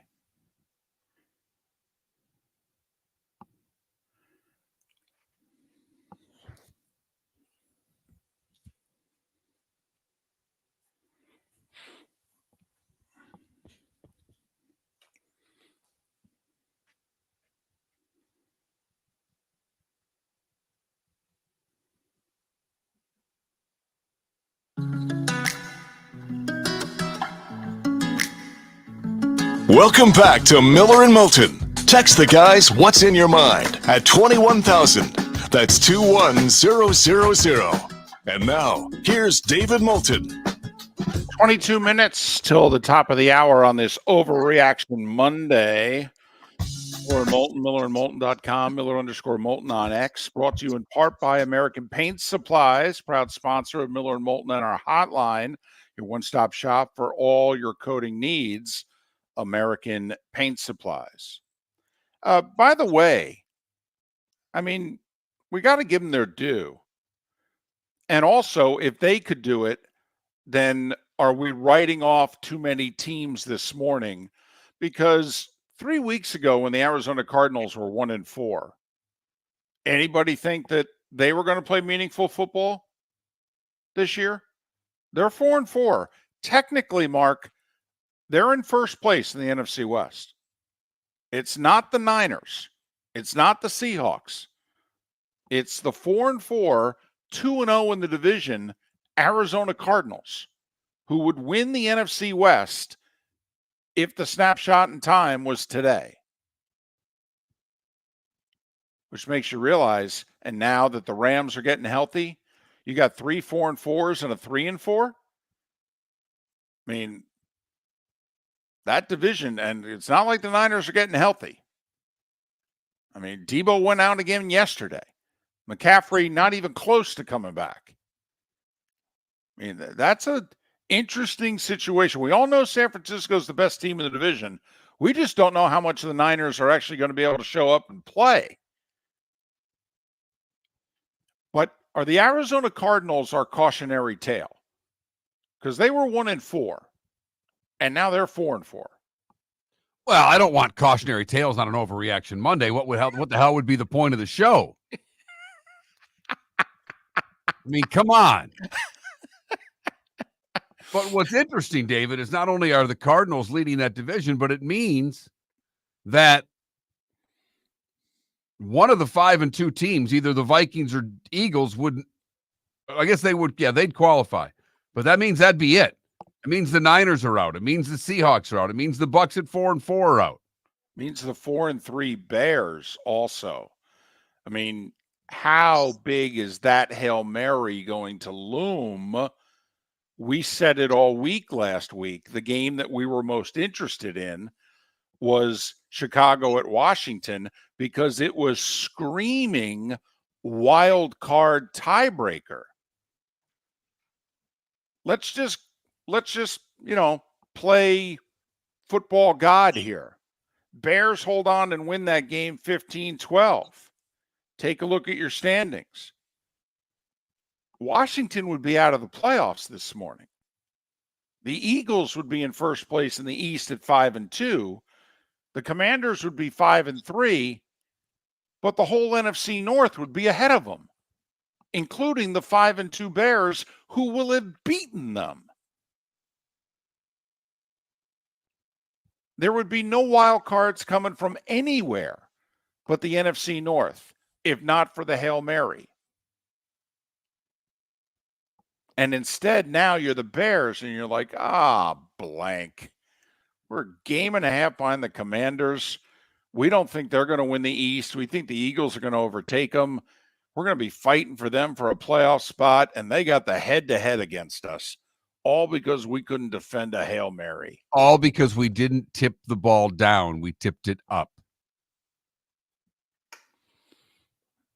What a bizarre play. Eberflus afterwards was like, listen, I don't know if there's a team that spends more time defending Hail Marys in practice than us.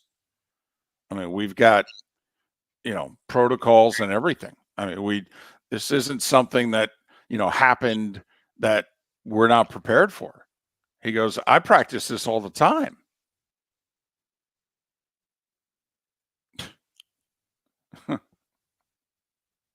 Wow. The corner talking smack to the fans before the play. Yeah, well, come on. What's up, dude? I mean, seriously. Be a pro. Play the damn game. One more play, you can talk as much smack as you want. Come on. I mean, what a crazy final 5 minutes. I mean, did you see the 3rd and goal from the one play call? They give it to the fullback who's not a fullback. He's a lineman. The quick handoff, too. He's right there. I mean, Williams had turned around quickly, doesn't get it in his belly. He's not used to he doesn't even have the ball. He fumbles. Man, what are you doing? You got 4 tight ends, for goodness sakes. If you want, put one of them as the fullback. They're at least used to handling the ball. Or how about this crazy idea? How about 2 running backs in the backfield? You're on the 1. Why are you trying to trick them from the 1? Trying to trick them because you don't believe your line's good enough to block them, David. Because they didn't block them the entire game. They didn't. I'm not saying that you're wrong, David, but they didn't block them the entire game. I would have been much better with it if Cole Kmet had fumbled. If a tight end was in that spot. And, Mark, that's what Eberflus would have been saying afterwards. Well, to be honest with you, we had trouble running it. Okay. And so, we're trying to catch them, off guard a little bit. Okay, at least you gave the ball to a guy who makes his living handling the ball, a tight end, to some degree, not a lineman.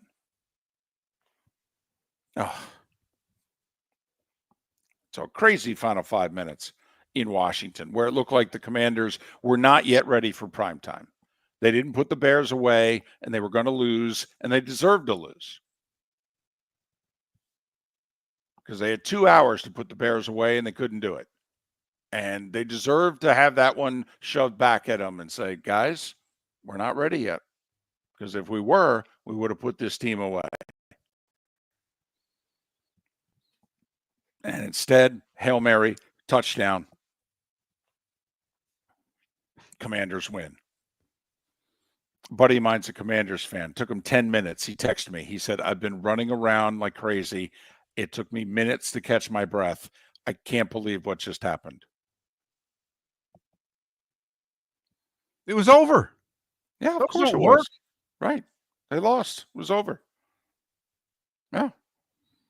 People had already sent out posts on X about, congratulating the Bears and what a big win it was and what a tough loss it was for Washington, blah, blah, blah.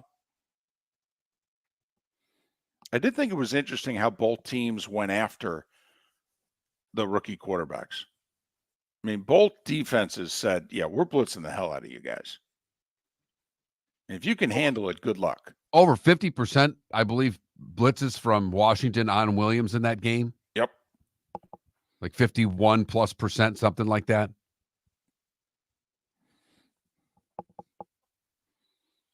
And the quarterbacks didn't handle it all that well. Maybe a little bit of a recipe of what you're going to see the rest of the year. You're going to see a lot more pressure on both of these guys because the offenses didn't perform. Caleb did make some plays, though, late. Got out of the pocket, made some plays, made them pay. He's tough to bring down. He is. And the other guy's tough to catch. Yeah, that's true. And all I know is if I'm a fan of either team, I do think we've got a guy. I do. I'm like, I'm willing to go through this. I mean, we all have that moment where our team has the young quarterback, and as a fan, you're like, are we wasting our time? Or Am I willing to go through the journey with this guy? David, I want to flip a question on you that you did to me because you kind of said, so you're still in on Cincinnati. So who's the team that's 5-2 that's going to end up crumbling? Who's going to be this year's Arizona Cardinals that gets off to the 7-1 start and falls right on their face on the way in? Because someone will. There's a team that's off to a really good start that's going to end up missing the playoffs. Well, I think you have to wonder, is it Washington? I mean, let's face it, they were lucky yesterday. I mean, they got lucky. And so now the rest of the way, because I believe, don't they have 2 games with the Eagles and 2 games with the Cowboys? That is correct. So only one more with the Giants, and even that one's in Jersey. So, I mean, just how good is Washington? Because they should have put the Bears away. I mean, that game should have been like 27-0 late third quarter, and it was 12-0. They couldn't put them away. They really don't have a ton of difference makers on offense. They got McLaurin.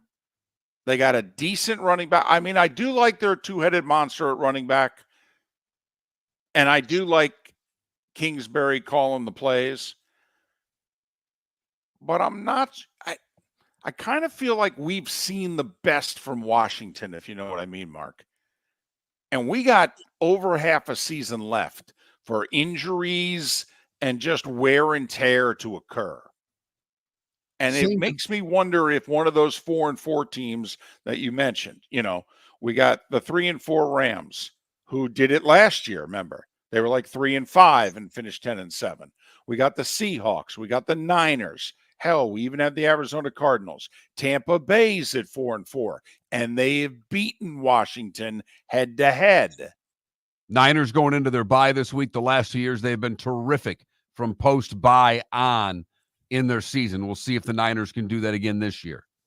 So believe it or not, and their record's even better than what you said, because I believe they're 6-2. I would put an asterisk next to Washington and say, can you guys get to 10? And then remember, against certain teams, it has to be the right 10. Because if by chance Tampa Bay can get to 10, they got the tiebreaker against you. Tampa Bay get to 10. That's cute. Well, just saying. Did the Eagles figure things out? Well, are they figuring things out? Yes. Yeah, they're going back to doing what they did when they went to the Super Bowl. They're running the football. Yeah. And is that the Eagles fixing it, or is that just running up against a bad Cincinnati defense and looking like it's fixed? Well, I mean, how many good teams are there in this league? I mean, how many teams do you think the Eagles can't run their way to victory against? I think they can definitely do it against their division and win the division. Exactly. Now, I will say, if I'm Philadelphia, I got 8 days to make a deal or two and maybe upgrade that defense a little bit. Although it played better yesterday. Nice second half. Thank you very much. But the secondary concerns me. The back end of the Eagles concerns me a little bit. I might be willing to make a deal or two if I'm running the Eagles for the long haul here. But I'm 2 games ahead of the Cowboys. And yeah, Washington's pesky, but they haven't even played us yet. We'll put them away when we see them. So much left to really determine because of the way the schedule is loaded. All these division games are upcoming. That's why you look at Atlanta and what they've done, one of the few teams that's played all these division games, and you have to give the Falcons a huge edge in the South, 4-0 in the division, whereas most teams haven't even played 4 division games yet. Are you willing to put an X next to the Atlanta Falcons and congratulate them for winning the NFC South? I think so. I think they took care of that yesterday. Game up on Tampa. They own the tiebreaker because they've swept them and they're 4-0 in the division. And that Tampa defense isn't going to get any better. I don't think so. No. Not unless they're willing to make a deal here in the next 8 days. That's a team that needs to make a deal to me. They've got to somehow figure out a way to improve that defense if they're going to be a playoff team, David. Big burden on Baker. I mean, he threw the ball 50 times yesterday. 50. Man, that's a lot. And if you're going to throw that many, you're going to get bad Baker a couple of times, and that's what happened. And he threw, a couple of bad picks. But you asked me, believe it or not, in the NFC, the team in the playoffs right now, if we don't count the Arizona Cardinals, if we just leave the NFC West alone, but a team right now in which you're like, I don't know if they can get the horse into the barn from here. After what I saw yesterday, and we both love the quarterback, love Daniels, wanted him. If we were the Bears, that's who we would have taken. But I'm not sure how much better Washington can get than what they've shown so far this year. Miller and Moulton. It's an overreaction Monday. The text line is open at 21,000. If you want to chime in on your team and what your thoughts are, we'd love to hear from you. You can always watch the show, twitch.tv/Miller and Moulton, YouTube. Search Miller and Moulton as well, or go to millerandmoulton.com. Gentlemen, as your wife mentioned getting new flooring, but you don't want to go through the hassle, well, go see the Floor Meisters in Naples next to Costco. They understand your time and money are important, so they'll make it as painless as possible. With a huge in-stock selection of carpet and Cortec, they can get you the floor your wife's been asking for. They carry wood, vinyl, carpet, and tile. If you do it yourself, no problem. They can handle that as well. So go see TJ at the Floor Meisters and tell them, just keeping it real. American Paint Supplies, for nearly 30 years, is your one-stop shop for all your coating needs. If you are a designer, a contractor, a professional painter, or a weekend warrior, American Paint Supplies is the place where experts go to get expert solutions. At 6100 Shirley Street in Naples off of Pine Ridge, American Paint Supplies delivers the best solutions with the best products with the best support. Meet Gene and his team today at American Paint Supplies. Call 239-566-2700. That's 566-2700 or online at AmericanPaintSupplies.net. Honey, you want to come out? I haven't seen you since Glass Doctor installed our custom shower enclosure. No thanks. Well, you can't keep eating breakfast in the shower, and laminating your magazines is getting expensive. You remember we have guests coming over tonight, right? Oh, I'm sure they'd love to see the shower. It's our neighbors, and I highly doubt they want to be hanging out in our bathroom. The shower's so good, you'll never want to leave. Visit glassdoctor.com today and schedule an appointment online. At Physical Therapy and Balance Centers, our goal is to help you love your life. When your life is sidelined by an injury, dizziness, surgery, or condition keeping you from doing what you love, we're here to help you heal and feel your best. Our therapist evaluation will determine the root cause of your health challenges, resulting in a unique treatment plan customized just for you. Visit www.physical.com to find your nearest location and see how we can help you love your life. The world-famous cigar bar started as a neighborhood place in downtown Fort Myers, and now it's a brand, a destination, with 4 locations. The original place, Henry Street, Fort Myers, Gulf Coast Town Center, on Southeast 47th Terrace off the Cape Coral Parkway, and the Lounge on West 1st Street in Fort Myers. A place to go, whether you just need a relaxing drink and a smoke after a tough day at work, or a place to go celebrate. From relaxation to celebration, the world-famous cigar bar. Mark Miller for Molly Maid. Why Molly Maid, you ask? Trust. Moulton was a customer for 15 years. Affordability. Didn't I just say Moulton was a customer for 15 years? Worry-free services. Our professional house cleaners are fully insured and a 24-hour warranty. Call Molly Maids today at 239-774-5839. That's 239-774-5839 or online at mollymaid.com/FTMYERS. That's mollymaid.com/FTMYERS. This is Miller and Moulton.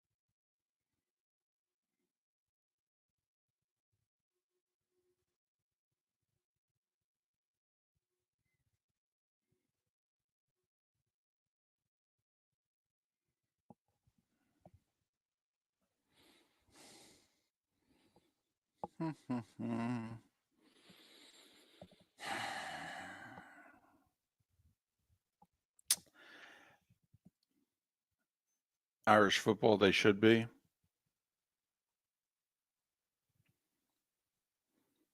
And I'm wondering, like, if I was Chris Greer, do I line up a bunch of deals now and pull the trigger on them next week at this time?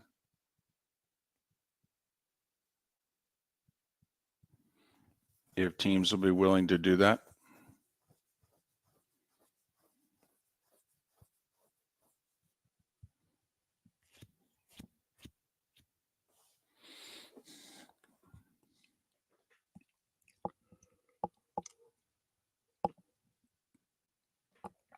Oh.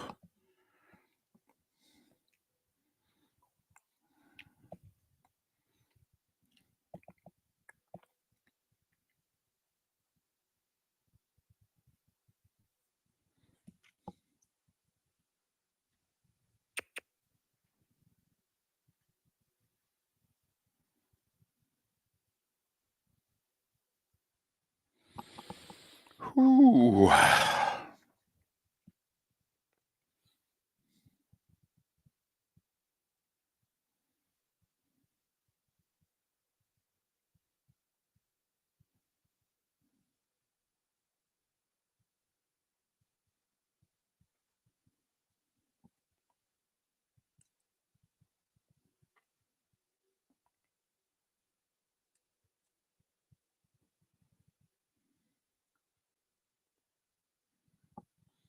Hmm.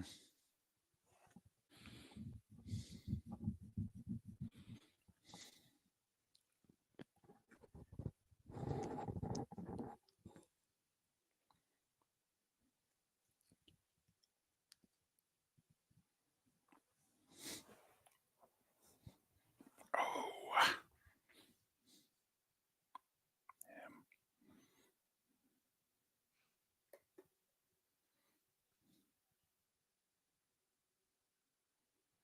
No, he was like hired for 3 days. He brought in as a consultant just to watch practice.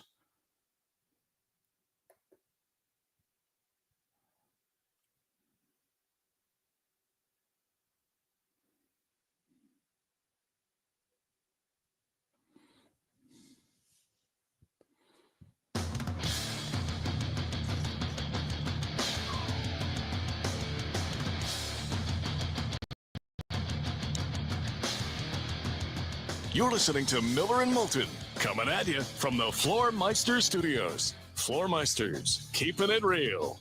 And now, here's Mark Miller and David Moulton. Halfway home on this Monday, at least in the 239 and the 904, the final hour of Miller and Moulton in Charlotte County and Lake City and surrounding areas. Miller and Moulton coming at you from the Floor Meister Studios. Floor Meisters just keeping it real on this overreaction Monday.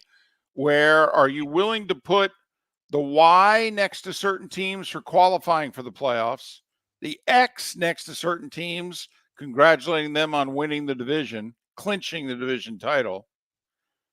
But most importantly, how many E's are you breaking out today? You know, E dash eliminated from playoffs. How many teams are you burying? And how many teams have buried themselves? And does that mean the trades will become more rampant here in the next week? Well, like, what do you do if you're Chris Greer of the Dolphins? You're 2-5. In theory, even though your team has given you no reason to think they can go to Buffalo and win on Sunday.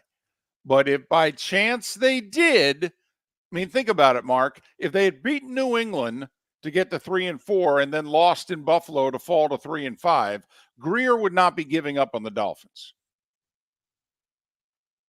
So in theory, doesn't he have to allow himself one last Sunday to believe in this team that he put together before he starts trading them away?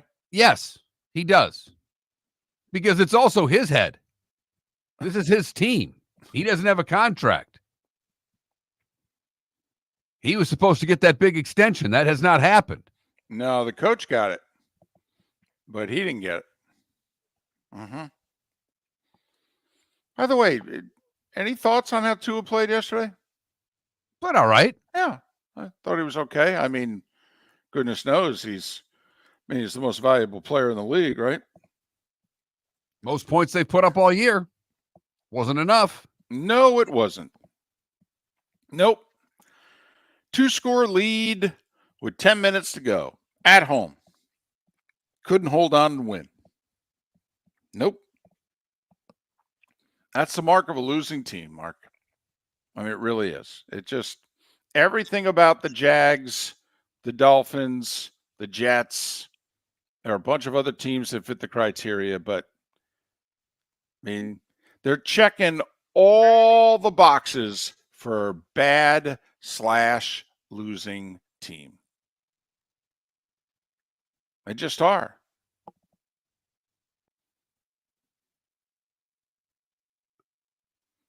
So he'll give him one more week because he really has no choice. Like, I don't anticipate Miami making a move trade-wise this week. I really don't. Now, what do you do if you're Chris Greer? Would you line up a bunch of deals and say, I'm willing to make them next Monday if we lose to the Bills? Yes. But what if these teams say, well, Chris, I'll give you what you want today, but I want these guys for this week? I don't know what to tell you. I've got to give my team every shot it has to make a run this year, and that would be beating Buffalo this weekend. Okay. Fair And enough. if they're not willing to do the deal, then I can't make the deal. By the way, you asked me a team that's got a gaudy record right now that you think is still on shakier ground than what it appears. In our Twitch chat room, the Vikings were nominated. Obviously started 5-0. They're now 5-2. They have, 3 AFC games in a row before they start really playing division games? Well, they've already played the Packers once, and they've already played the Lions once. And they're 1-1. Right. They got a Monday nighter against the Bears in like a month. In between now and then, I think they got a bunch of AFC teams. In fact, they go Colts, Jags, Titans. Jags and Titans on the road. Based on schedule, tough for me to think that they can't keep on keeping on, if you know what I mean. Can't go at least 2-1 during that stretch? Right. You asked the question earlier, if you're the Colts, do you keep playing Richardson? Boy, think about, it's Richardson against Flores, blitz-heavy defense in the Vikings. I mean, are you sure for one game you can't just say, you can't just make up the excuse, well, he's banged up.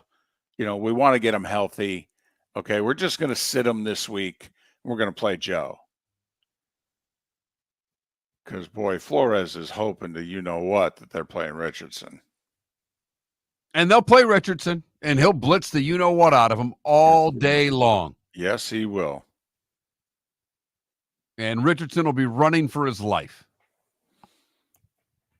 Now, if he escapes the rush, hell, he could rush for 150 yards. But Flores is going to attack him the way that the Bears and the Commanders attacked their rookie quarterbacks yesterday.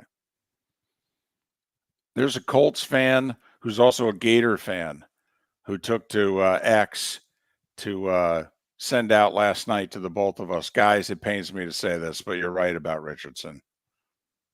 Don't know if he'll ever be good enough, but he certainly ain't good enough now. 10 of 32. He's not an NFL quarterback. I said it before the draft started. I'll say it today, and I'll say it next week. This guy can't play in the league. I don't know what everybody was thinking. I know he looked, he can throw the ball a really long way in shorts and a T-shirt. Great. He can run a 40 at unbelievable speeds. That's fantastic. He's not a quarterback. Not yet. He's a project that they took 4th overall. The problem, Mark, and hey, we've said this. Sometimes entire seasons are devoted to what? I mean, the whole season is devoted to what? I got to play. Right. I got to figure out if so-and-so's our guy. So, I mean, if you're the Colts, this brain trust made the decision 18 months ago to take him 4th overall. I mean, aren't you in a way wasting your time, even though you may be winning a bunch of games? Aren't you in a way wasting your time if you don't play them? I mean, Are you wasting your time? Are you costing yourself more of your job? At some point, don't you just say, I don't believe he can play? You mentioned earlier if they go into next year in Cleveland and decide to play Deshaun Watson, that the team could revolt. That was your words. Mm-hmm. Yeah. Well, in Indianapolis, what are they thinking? I mean, these guys think they have a roster that can go into the playoffs. And they're getting quarterback play that's not good enough for Saturdays, let alone Sundays. And they've got a guy right there that can play. That's led teams to playoffs. Done more than that.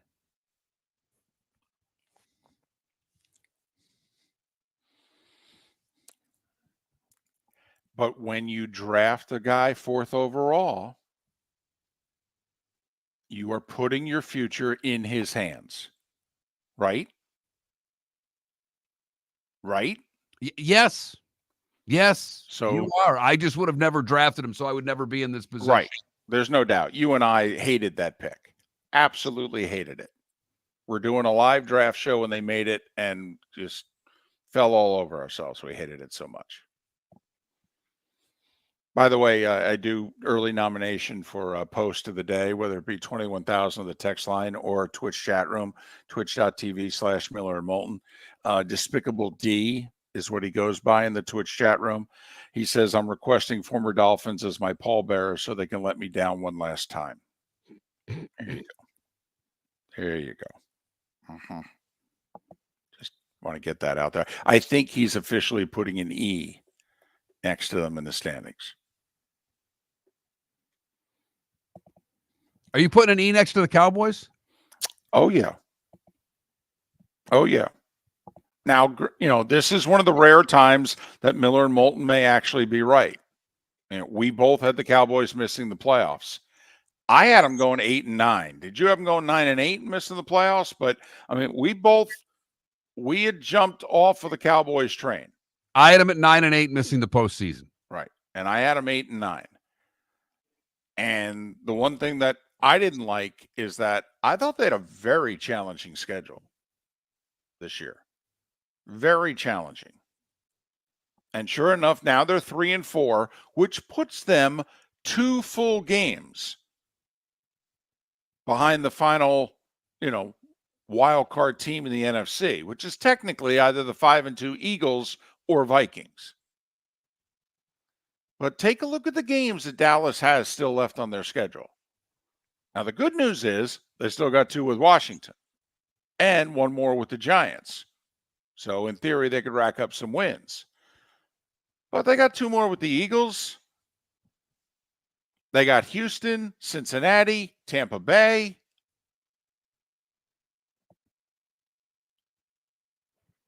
I mean, they're 3-4 until proven otherwise. Don't the Cowboys have to do what the Eagles have just done over the last 3 weeks? Go out and give us like 20 good days of football before you can buy into the Cowboys again?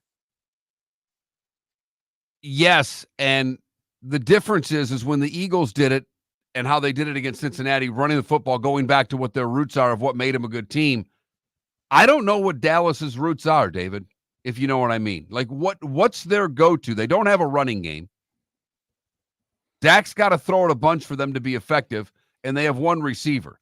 So I don't know what their go-to is, if you know what I mean. Well, their go-to is Dak to CD. I mean, that is their go-to. They don't That's have not an identity. I understand that. Just you tell me right now, At Atlanta, home for Philly, home for the Texans, at the Commanders. This is all before Thanksgiving for the Cowboys. Realistically, they need to go 3-1.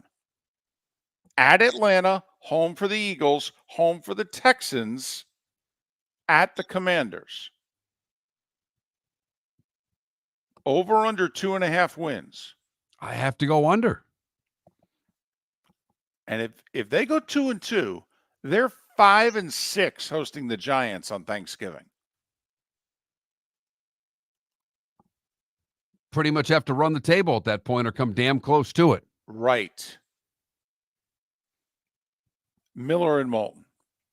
By the way, you're listening to a couple of winners, and we'll explain next. We started our show 18 years ago and have been fired 3 times, but Miller and Moulton have never lived on the edge like we are now. We have our best morning ratings ever, are steadily adding affiliates, yet we only have a few sponsors. And if that doesn't change, we can't continue. But if you want to advertise on Miller and Moulton, reach out to one of us directly by texting sponsor to 21,000 or contact Mark on X at that Mark Miller or me at the David Moulton. You can save Miller and Moulton and make your business some serious money by texting 21,000 now. Visit Jason and Todd at the Diamond District. A natural diamond is the oldest artifact you will ever touch, and each is one of a kind. Jason and Todd at the Diamond District would like to meet you personally and share their love of natural diamonds and the positive impact of purchasing a natural diamond.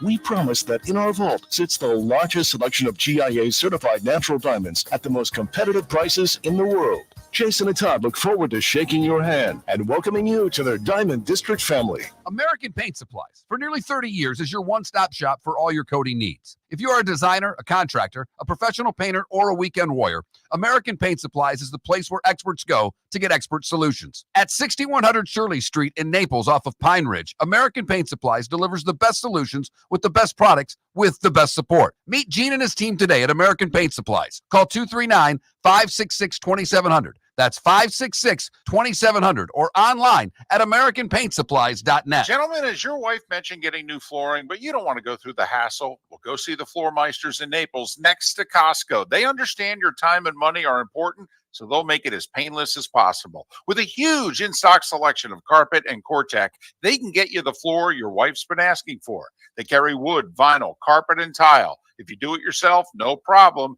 They can handle that as well. So go see TJ at the Floor Meisters and tell them, just keeping it real. This is Miller and Moulton.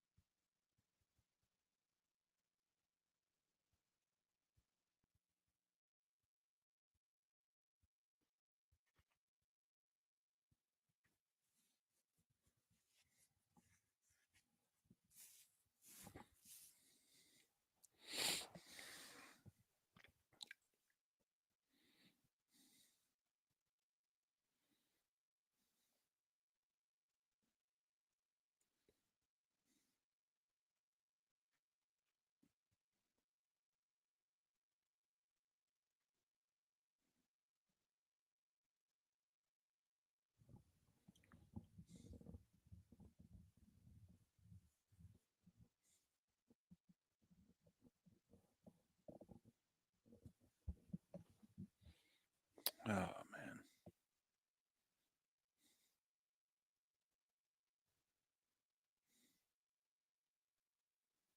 No,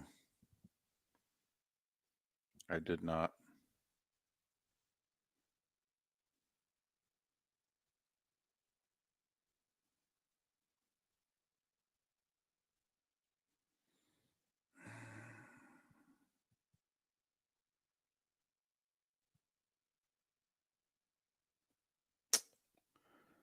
Whew.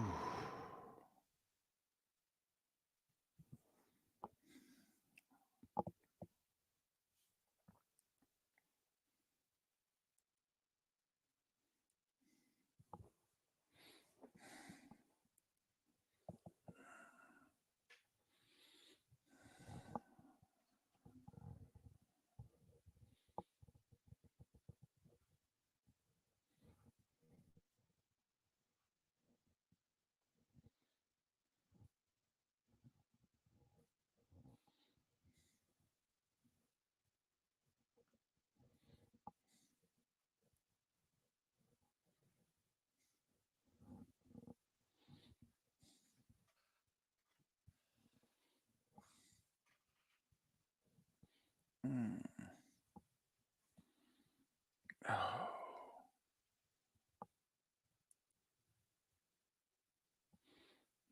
Yeah, isn't he out for the year now? Knee injury. Who's that? Darisaw, the left tackle for the Vikings. Is he out for the year? Yeah, they after the fact they kind of checked out his knee and said, "Yeah, but here's the interesting thing: Wade was intimately involved in the building of that statue." So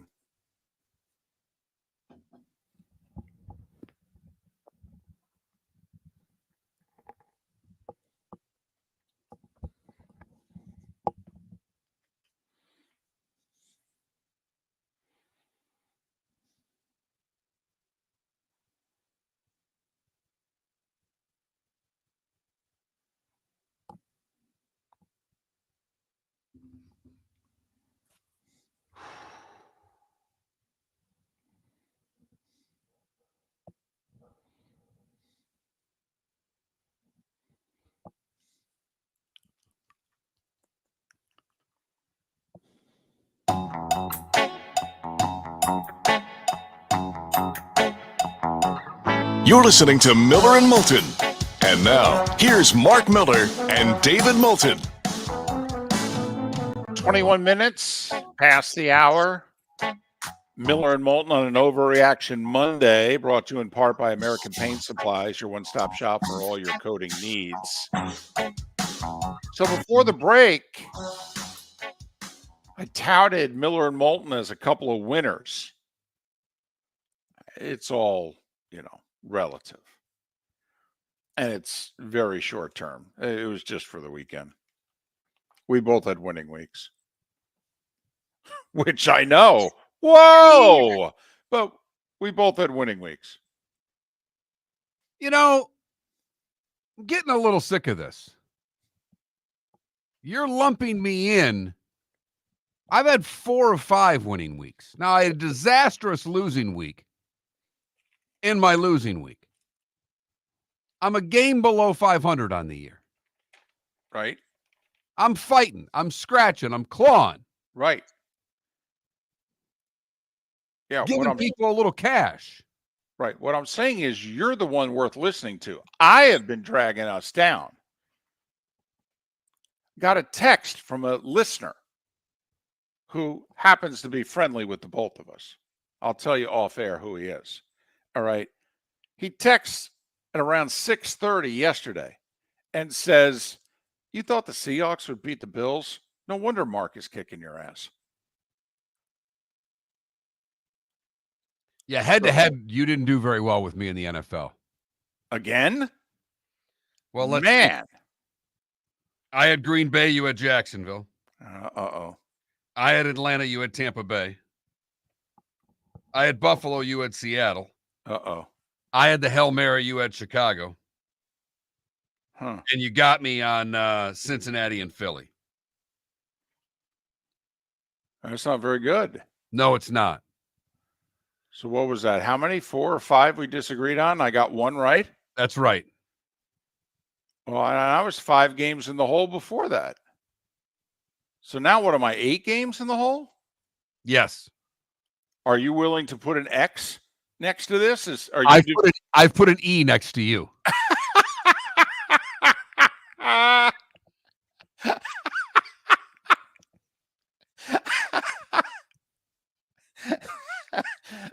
That's fair. That is very fair. For the record, and Mark's done this like a handful of times this year, where Mark either gets Saturday all wrong or right, and then the exact opposite happens on Sunday. And sure enough, Mark went 3-0 on Saturday and 0-2 on Sunday. I was so bummed out. I thought for sure I could come in with an overall winning record heading into. I'm like, look at this. We got a 3-0 going. Well, Couple of good second halves for me to get some covers. Yep. And I was 3-0 heading into Saturday night, and I'm feeling pretty good. I got LSU against A&M in a virtual pick'em, and LSU's up 10. I got Wisconsin and nearly 7, and they're up at the half, and Penn State's quarterback's hurt. So, David, I also got a text Saturday around 6:30. Who you like tonight? Can the Badgers hang in there? Scares me. Moulton thinks they can win outright. Ha ha. I just said fade Moulton, but he is having a good week. To which he replied, he is. Makes me more terrified to bet them. And as you were hinting about, listen, he's already gotten a lot right. He's probably not going to get much more. But I went 5-3. Went, what was it, 3-2 picking college games, 2-1 picking pro games. I actually benefited. I had a rough couple weeks of losing games by a half and by a point and some backdoor covers that went against me. I did really well on the backdoor covers this weekend. So 5-3 week for me, 3-2 week for Mark. Lee took it on the chin this week. Lee went 2-3 and had UCF in his game of the week. He was also riding the UCF wave. He was on him. Bud Elliott was on him. Yeah. Are we moving on from Gus, or are we just going to pull him aside when the year's over and say, next year's a make it happen year? You got it? I think it's next year's a make it happen year. Which would be third year in the Big 12. You know, our hope this year, quite frankly, our hope this year for UCF was similar to what Colorado's doing. And by the way, you know, all the people who came after Dion, come on now. You owe it to him. You do. It's not over yet. He's only 2/3 of the way there. But come on now. You better be getting ready. You all came after him pretty hard. He inherited one of the 3 worst Power 5 at the time jobs in the country, situations in the country. I mean, you couldn't find 3 worse situations than where Colorado was when he inherited them over a year and a half ago. Well, I'm stunned at how well they're playing at the line of scrimmage on both sides of the ball, because that wasn't the case. You know, when they played Nebraska, they didn't look like they had anything. No. Hell, North Dakota State ran for 260 yards on them. In the opener, we were very worried. We're like, well, they're all flash. There's no substance. Guess what? A lot of substance there. They found some substance, and the kid can throw it. Throws a great ball. Yeah, he does. And receivers are open all over the place. Listen, he's not going to win the Heisman. But if we just asked you a simple question, and you all know what these words mean. Who is the best college football player in the country? If we just asked it like that, Can you name somebody that you confidently say is better than Travis Hunter?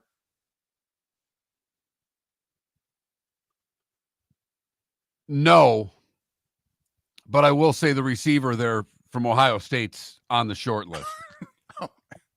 Okay, I just want that to be I known. understand. Because if he wanted to play D back, I think he could. But That's all I'm saying. But he's But he's not. But he's not. Right. Just saying. I mean, Travis Hunter appears to be a first round pick at receiver and a first round pick at corner. And he's doing both. And he's not hardly missing any plays. Right. I mean, he's playing the whole damn game. I mean, he's not going to win the Heisman. Are you sure?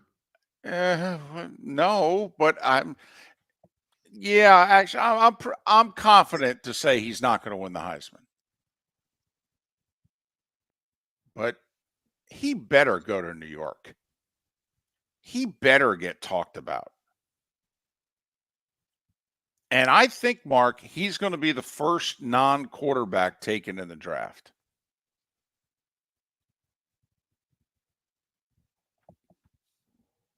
What's Colorado got left here? I mean, they've There's 6-2. You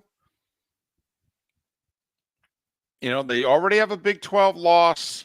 And obviously you got the two unbeatens in the Big 12 who aren't playing each other. So Texas Tech, Utah, Kansas, and Oklahoma State. they can win them all. You're damn right they can. Oklahoma State's a grease fire. Utah's completely faded away. Texas Tech's no better than middle of the pack. And who was the other one? Kansas? Kansas. One of the 5 most disappointing teams in the country.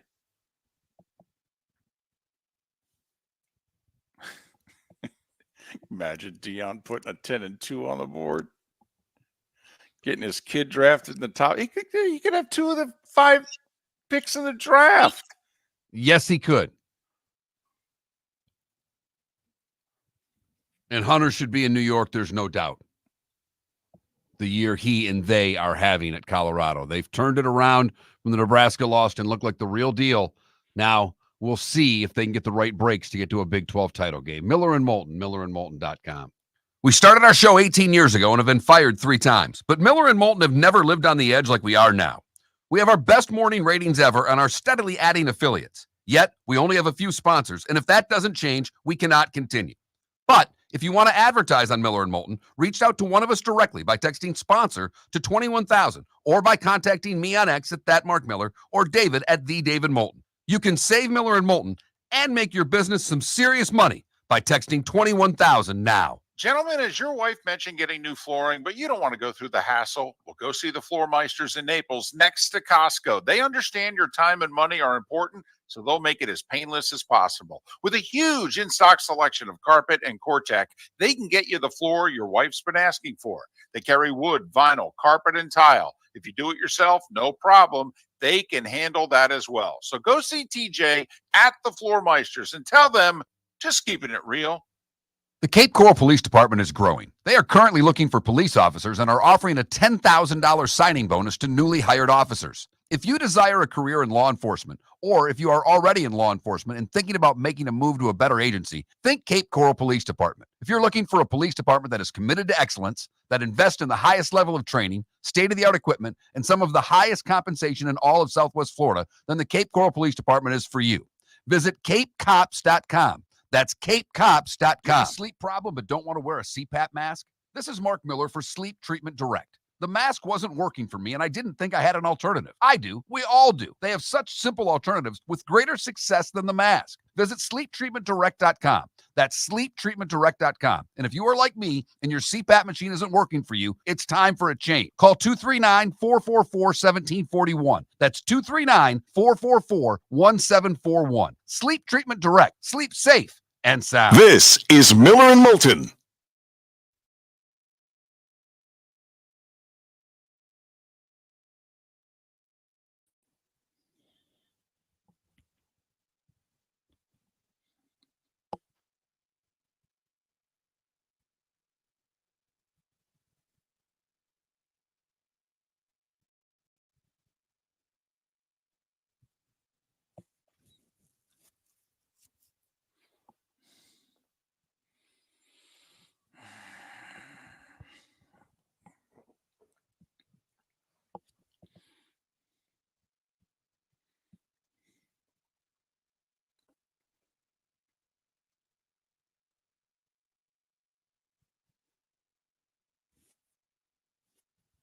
He already has, I think, Irish football. Doesn't he have a 5-star kid committed to him for next year?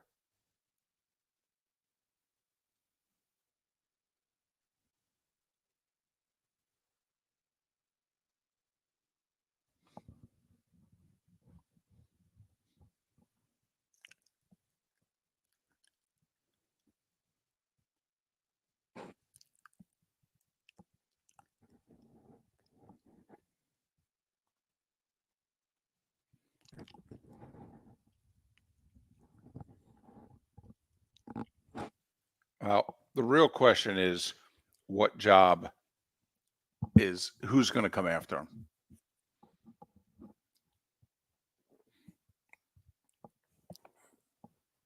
No, Irish. No. They're in 4th place in the league. So no.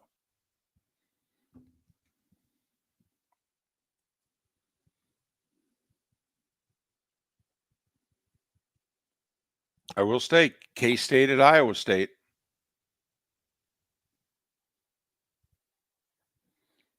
Final game of the regular season. K-State at Iowa State. What the hell happened to Utah? Whew.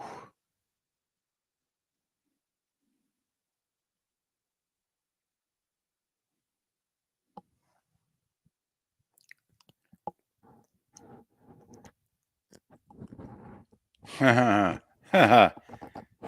Adam, that's beautiful right there. That is absolutely beautiful.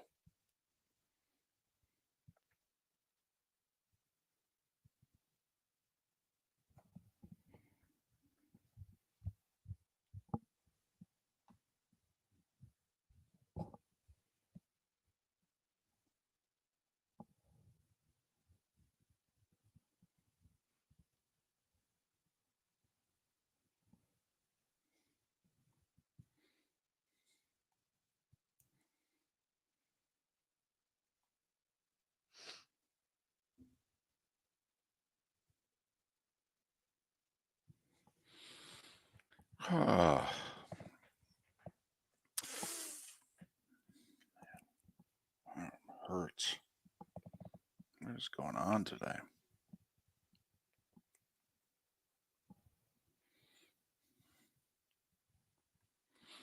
Well, Logic Man, the interesting thing, though, is the way Dion has built Colorado is the same way Norvell, or similarly to how Norvell built Florida State. So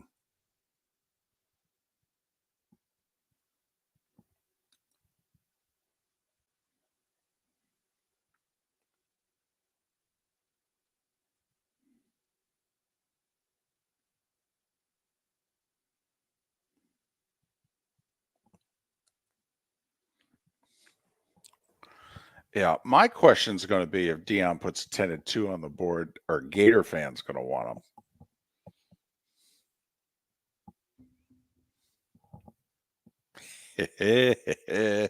No.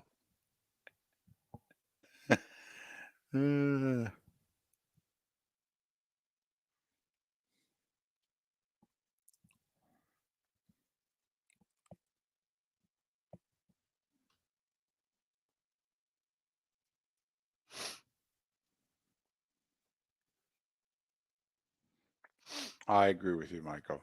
But if you're going to mention him for the Oklahoma job, you might as well just, if we're getting crazy, let's get crazy.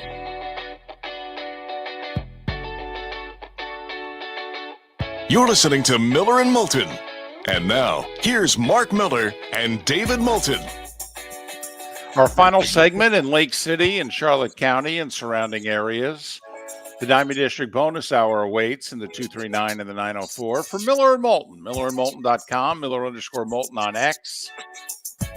Dodgers lead 2-0. World Series resumes tonight. Games 3, 4. Will we get a game 5? Certainly think so. Certainly hope so. Monday, Tuesday, and potentially Wednesday. Scene shifts to the Bronx. So has your interest waned because it's 2-0? A little. I mean, to be honest, a little. 1-1 would have been much sexier. I'm all in tonight, though.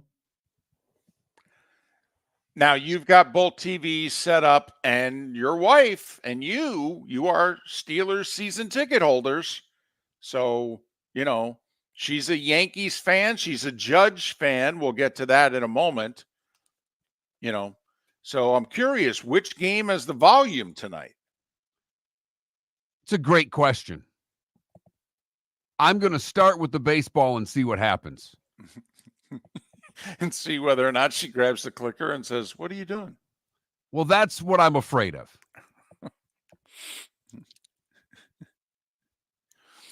So, and they kick off right around the same time, if you will, kickoff.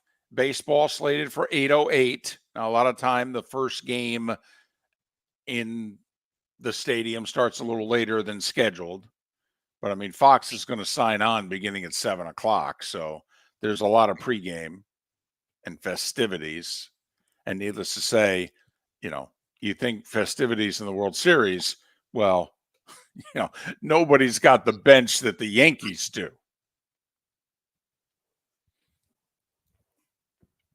I mean, I'm wondering, does Jeter, suit jacket and all, just walk from the set and, walk over about 60 feet and throw out a first pitch here at some point this week?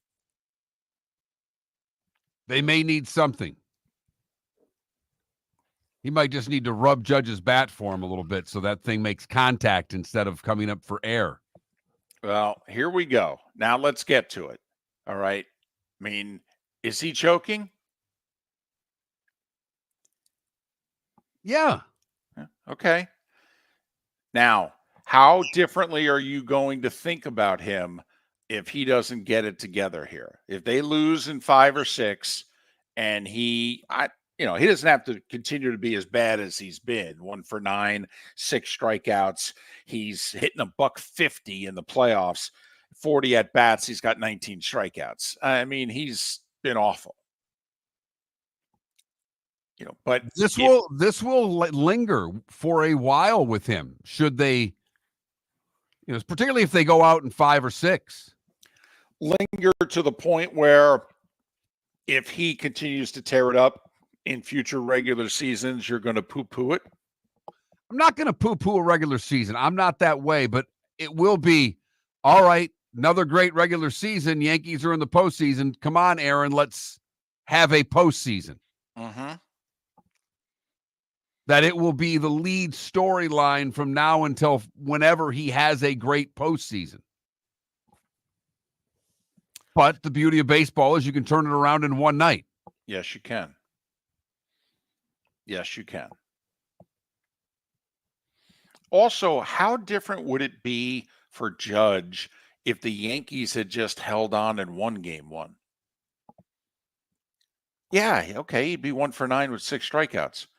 I mean, forget the injury. What's Ohtani? Isn't he like 1 for 8 with a walk? I mean, he hasn't looked as bad as Judge because he's putting the ball in play more often than Judge, but he has not looked good. No, the star power that we came to see in this series, Ohtani and Judge have both largely disappointed. Right. So, Judge, I mean, think about if the Yankees had held on in game 1. I mean, who's one of the, quote, goats for the Dodgers? Well, Ohtani. 2 on, 1 out in the 10th. And you didn't get it done. First pitch swinging, fouled out. I mean, come on, you're Shohei Ohtani. Time to deliver. Soto's delivered. Betts is delivered. Goodness knows Freeman's delivered. I mean, hey, man. Stanton's delivered. Just a sidebar. I could watch Betts play every damn day. Man, is he good. He is so damn good. Where do you want me to play? Okay. Yeah. Where do you want me to bat? Okay. Yeah, right. You need power. You need contact. You need me to pull it. You need me to hit it. What do you need? Need me to get from first to third? What is it you need? Because I can accomplish it, whatever it is. You need me to race into the gap and field it and throw it quickly to second to keep Soto from having a double? leading off the inning and keep him to a long single? What do you need? Yeah. Yeah. Talk about all-around players. Tough to do better than Mookie Betts. It really is. But yeah, the two guys who have combined for 112 homers in the regular season have had a tough couple games, but it's 2 games. Will it continue? And if it does for Judge, this is interesting. He didn't have a good 2022 playoffs either. You know, this starts to become Bonds. This starts to become A-Rod.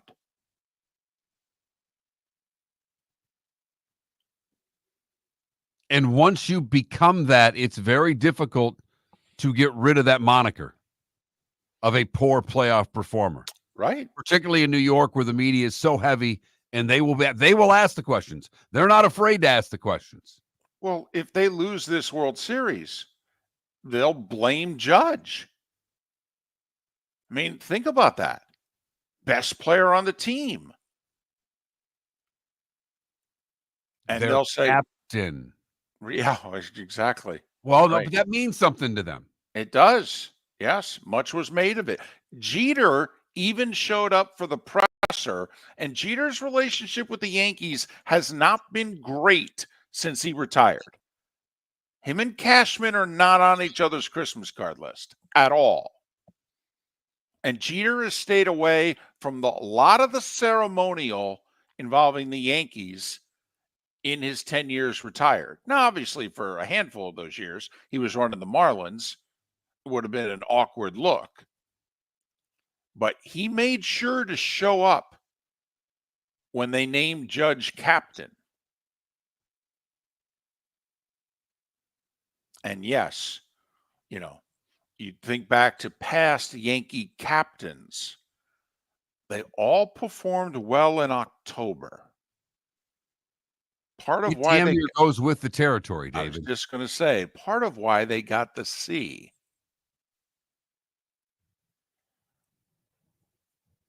So I'm just curious. Also, if you're a Yankee fan tonight, like, you know, much was made of the Phillies with Trey Turner. Remember earlier in the year, and he was scuffling and it was so bad. And literally one of the sports writers wrote a column and said, hey, we got to handle this totally different from how we normally handle it. All right. We need to shower him with love. Honestly, when he shows up tonight, give him a standing ovation. And keep giving him a standing ovation until he snaps out of this. We're not going to bury this guy. Okay? Let's not do that. Let's not treat him the way we've treated a lot of our others. And it worked. And Calling for a kumbaya in the Bronx tonight, David? Just, come on now. I mean, what good's it going to do you to bury Judge? He ain't going anywhere. It's not like you're moving him. Can't replace him. He's making $40 a year. I mean, come on. So you're stuck with him. You need him to produce. I mean, right now, come on, as a parent, so there's a time to kick your kid in the butt, and there's a time for some love. Don't you think, as a Yankee fan tonight? You got to shower him with some love, don't you? So you're talking about a group hug in the Bronx tonight, is what you're saying. I'm also talking about, and I'm not kidding, how important the first at-bat is. Judge has hit 18 of his 58 homers this year in the first inning.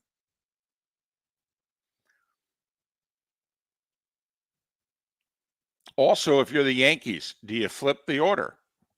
Do you put Judge hitting second, Soto hitting third? Hell, do you bat Judge leadoff and hit Soto second? I mean, right out of the chute, and say to Walker Buehler, really? Start your day throwing curveballs. Good luck with that. You have no feel for the baseball right now. First pitch ever in the World Series. Here you go. Really? Throw 5 curveballs in a row. I dare you. Also, ball travels a lot better in the Bronx than it does at night at Chavez Ravine. Although it'll be cooler. It will. It will. But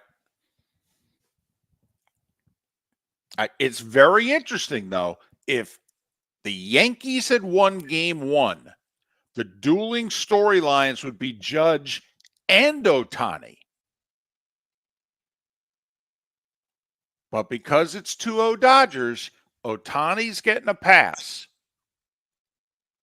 Oh, by the way, he's expected to play tonight, which is interesting because there are those that apparently speak Japanese and could have sworn that he said, yeah, my shoulder popped out. Huh. That's an interesting injury to be able to play through. That's some great lip reading. Well, there is that. But we have it all tonight. We have football, we have baseball, we have basketball, and we have hockey. Well, on a special night in Tampa. I mean, speaking of the sea, longtime captain coming home tonight. Long time captain. Yep. As Nashville heads to Tampa to take on the Lightning, the return of one Steven Stamkos to Tampa to take on his former mates, as now he is with the Preds. It'd be a very emotional night. They were the love that I am wondering if you're the Yankee fan, do you shower Judge with tonight? I mean, Lightning fan is rooting for a Stammer goal tonight. I mean, they're rooting for a Lightning win, but they would love to see 4-3 Lightning and Stammer with a hat trick. 100%. Raised the cup a few times there. He is very much adored in that city, and deservedly so. Until proven otherwise, isn't he the greatest player in franchise history?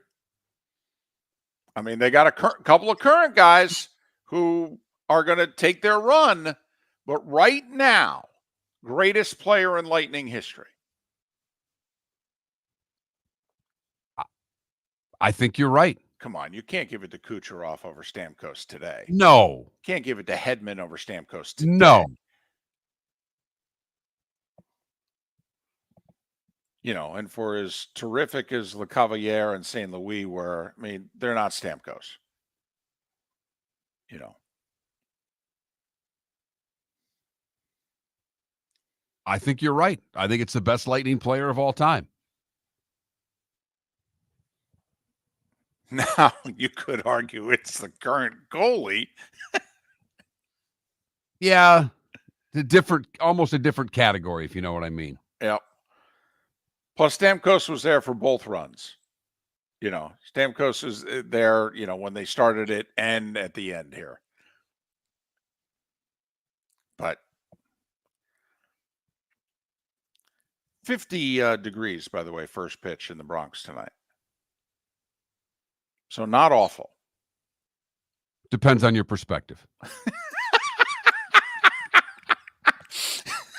Talking the fall classic, you know, that perspective, not you walking your dog perspective. Socks, shoes, and a ski cap for that kind of weather, for crying out loud.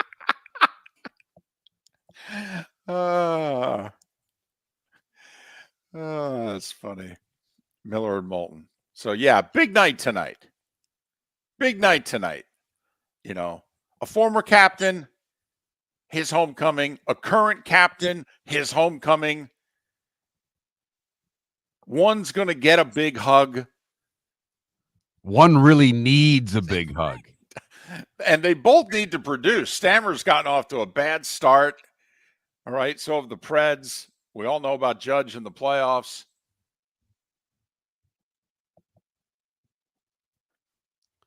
But the sports equinox, all four sports going at it tonight.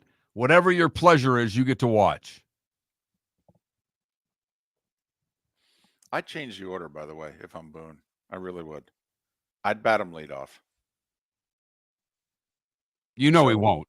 He won't change anything. Well, lost 2 in a row. Why not? I'd bat him lead off. Soto hitting behind him. I'd move Stanton up to the 3-hole. Chisholm at 4. Torres at 5. Let's go. Miller and Moulton. The Diamond District Bonus Hour is next. American Paint Supplies, for nearly 30 years, is your one-stop shop for all your coating needs. If you are a designer, a contractor, a professional painter, or a weekend warrior, American Paint Supplies is the place where experts go to get expert solutions. At 6100 Shirley Street in Naples off of Pine Ridge, American Paint Supplies delivers the best solutions with the best products with the best support. Meet Gene and his team today at American Paint Supplies. Call 239-566-2700. That's 566-2700 or online at AmericanPaintSupplies.net. Wine glasses never fall over until you get a brand new rug. Oh no! Ketchup bottles act normal till you're wearing a new shirt. Oh, you kidding me? And rocks slide peacefully on the road till the day you get a brand new windshield. Then they fly up off the road and attack without mercy. That's why new windshields from Glass Doctor come with our windshield protection plan. Unlimited repairs and one replacement for 12 months. Don't just fix it, protect it. Glass Doctor, a neighborly company. Gentlemen, as your wife mentioned getting new flooring, but you don't want to go through the hassle, well, go see the Floor Meisters in Naples next to Costco. They understand your time and money are important, so they'll make it as painless as possible. With a huge in-stock selection of carpet and Cortec, they can get you the floor your wife's been asking for. They carry wood, vinyl, carpet, and tile. If you do it yourself, no problem. They can handle that as well. So go see TJ at the Floor Meisters and tell them, just keeping it real. At Physical Therapy and Balance Centers, our goal is to help you love your life. When your life is sidelined by an injury, dizziness, surgery, or condition keeping you from doing what you love, we're here to help you heal and feel your best. Our therapist evaluation will determine the root cause of your health challenges, resulting in a unique treatment plan customized just for you. Visit www.physical.com to find your nearest location and see how we can help you love your life.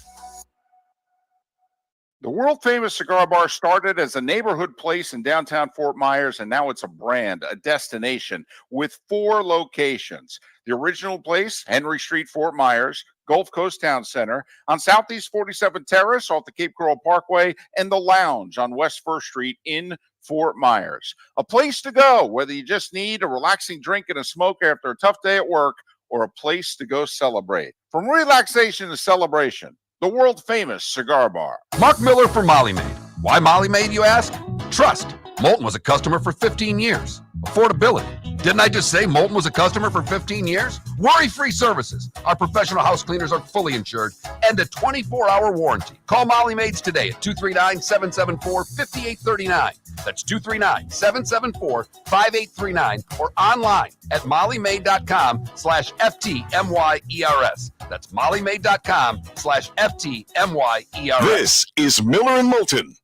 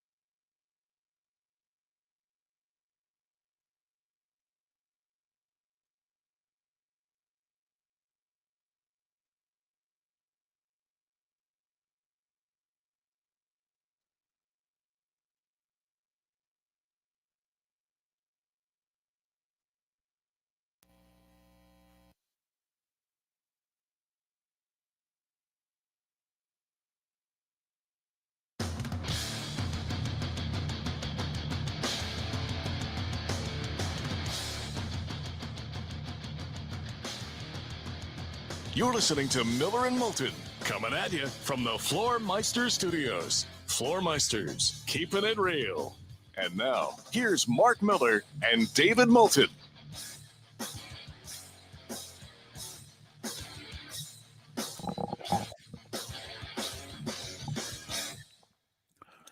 And welcome back. Miller and Moulton, the bonus hour, the Diamond District bonus hour. Miller and Moulton, millerandmoulton.com, Miller_Moulton on X for the 239 and the 904. Thanks so much for being with us. It's Overreaction Monday. And in Miller and Moulton's case today, we have been eliminating teams. Done. Put a fork in them. No reason talking about them ever again this season. Unless, of course, they make an interesting trade or two over the course of the next 8 weeks in the NFL. And we're eliminating 6 teams in the AFC. And I may even press Mark to eliminate a 7th team. But he's not willing to eliminate the 3-5 Bengals yet. Not yet.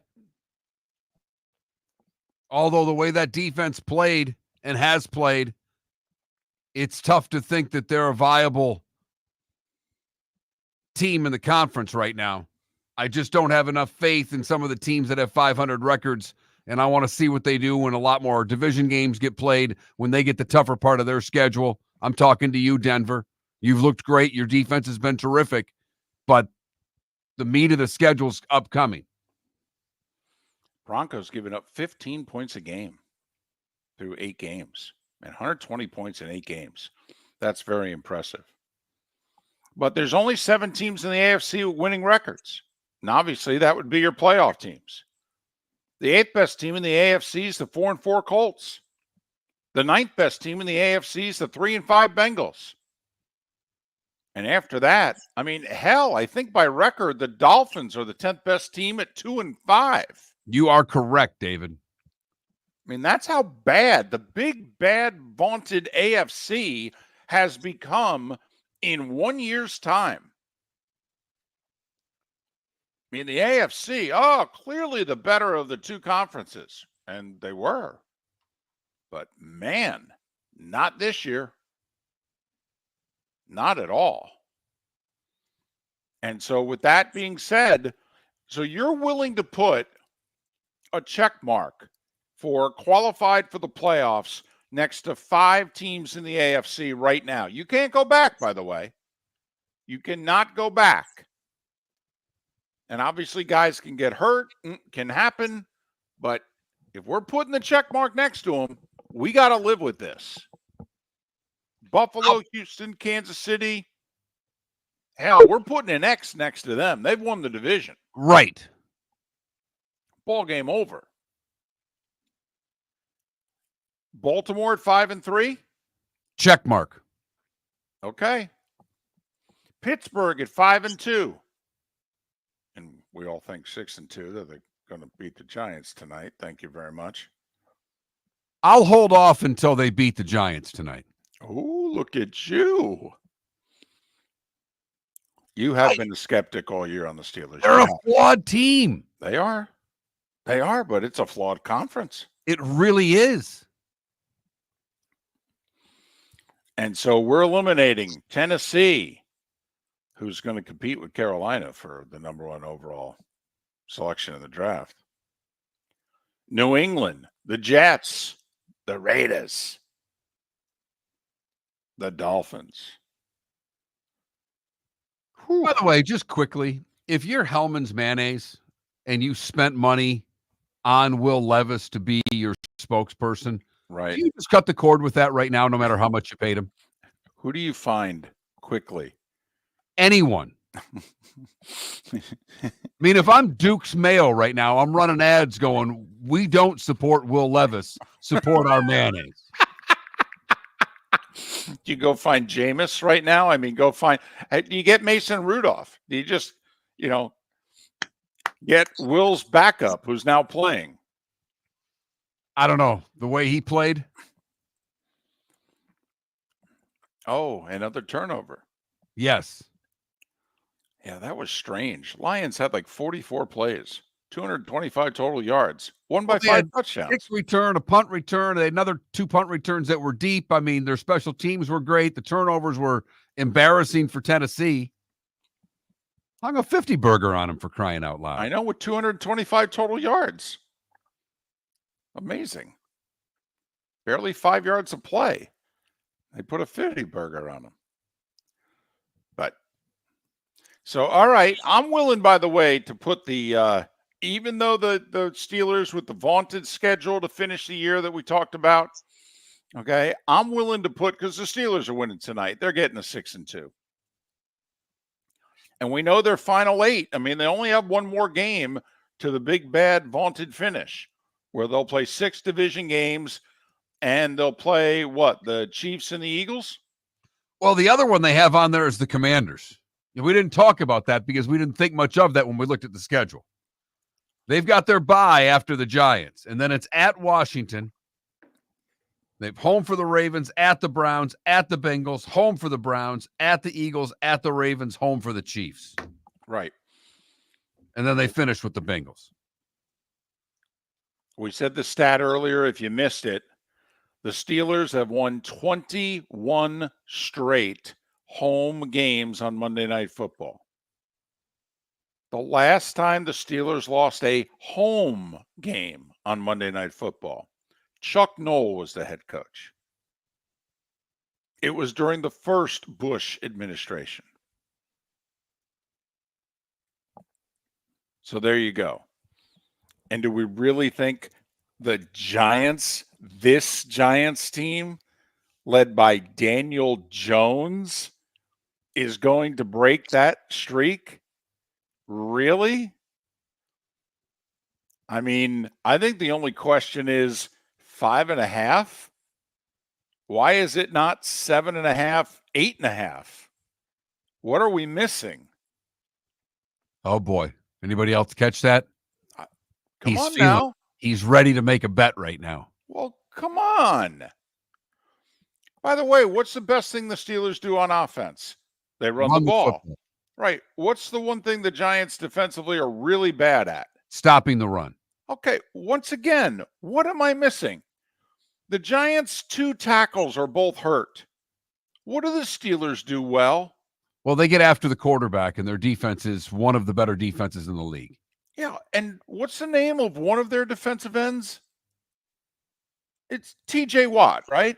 Still is, yes. Okay, right. And the Giants are playing with basically 2 backup tackles. How are they going to win this game again? 5.5? Yeah, I can't lose money on the Giants tonight. I have no problems losing money on the Steelers tonight. I cannot bet the Giants and then end up a loser tonight and go, I can't believe that happened. Really? You can't believe that happened?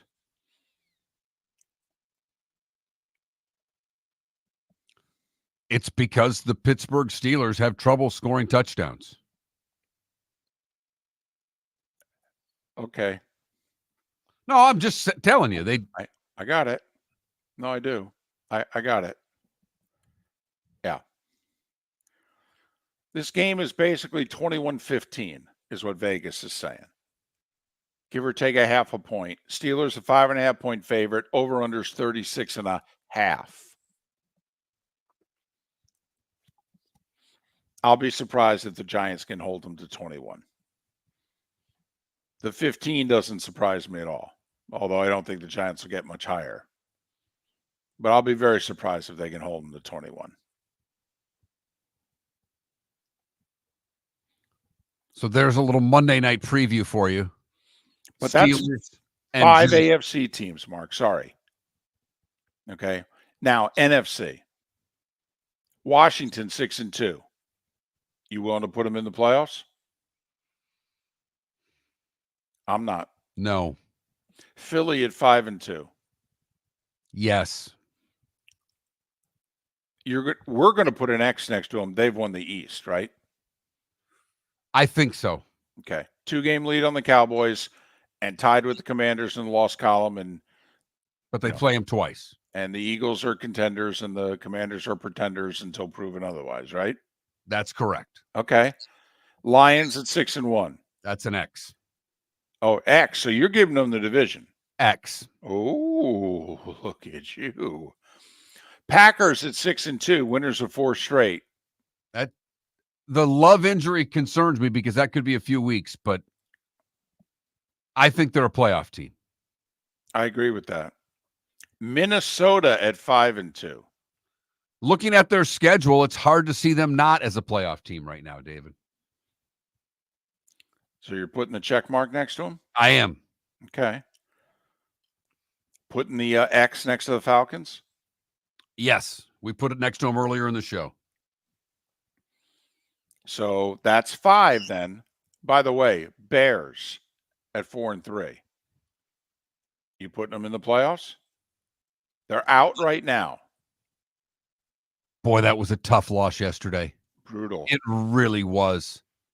How much differently would we think of the Bears if they play that badly, sneak out with a win against Washington, and they're sitting at 5-2 right now? Well, also, they'd be in the playoffs. If this snapshot in time, all 4 teams in the North would be in the playoffs. They'd be a half a game ahead of the Commanders, having beaten the Commanders. And obviously, they'd have a game and a half lead on all the 4-4 teams. Tampa, San Francisco, Seattle. And oh, by the way, your NFC West first place team this morning is the Arizona Cardinals. Yeah, I'll put the X next to the 49ers. The X next to them. Yes. Okay. All right.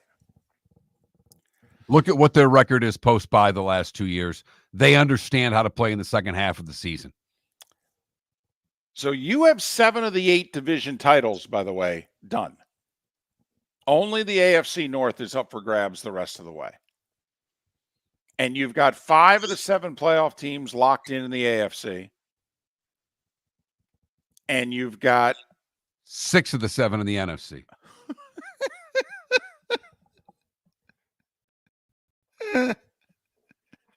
I don't hear a lot of disagreement on the other side over there either.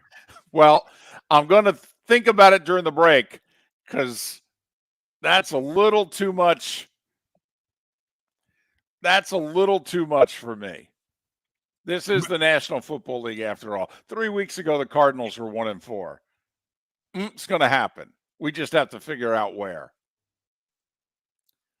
The good, bad, and ugly, what's on tap today was the day when it's all 25 minutes away. Thanks for listening, Miller and Moulton.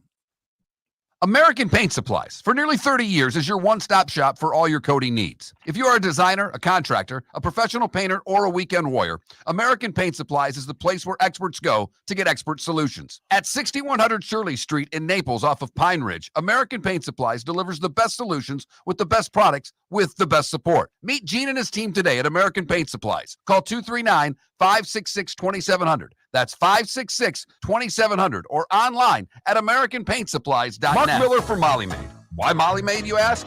Trust. Moulton was a customer for 15 years. Affordability. Didn't I just say Moulton was a customer for 15 years? Worry-free services. Our professional house cleaners are fully insured and a 24-hour warranty. Call Molly Maids today at 239-774-5839. That's 239-774-5839 or online at mollymaid.com/FTMYERS. That's mollymaid.com/FTMYERS. The Cape Coral Police Department is growing. They are currently looking for police officers and are offering a $10,000 signing bonus to newly hired officers. If you desire a career in law enforcement, or if you are already in law enforcement and thinking about making a move to a better agency, think Cape Coral Police Department. If you're looking for a police department that is committed to excellence, that invests in the highest level of training, state-of-the-art equipment, and some of the highest compensation in all of Southwest Florida, then the Cape Coral Police Department is for you. Visit capecops.com. That's capecops.com. Gentlemen, as your wife mentioned getting new flooring, but you don't want to go through the hassle, well, go see the Floor Meisters in Naples next to Costco. They understand your time and money are important, so they'll make it as painless as possible. With a huge in-stock selection of carpet and Cortec, they can get you the floor your wife's been asking for. They carry wood, vinyl, carpet, and tile. If you do it yourself, no problem. They can handle that as well. So go see TJ at the Floor Meisters and tell them, just keeping it real. This is Miller and Moulton.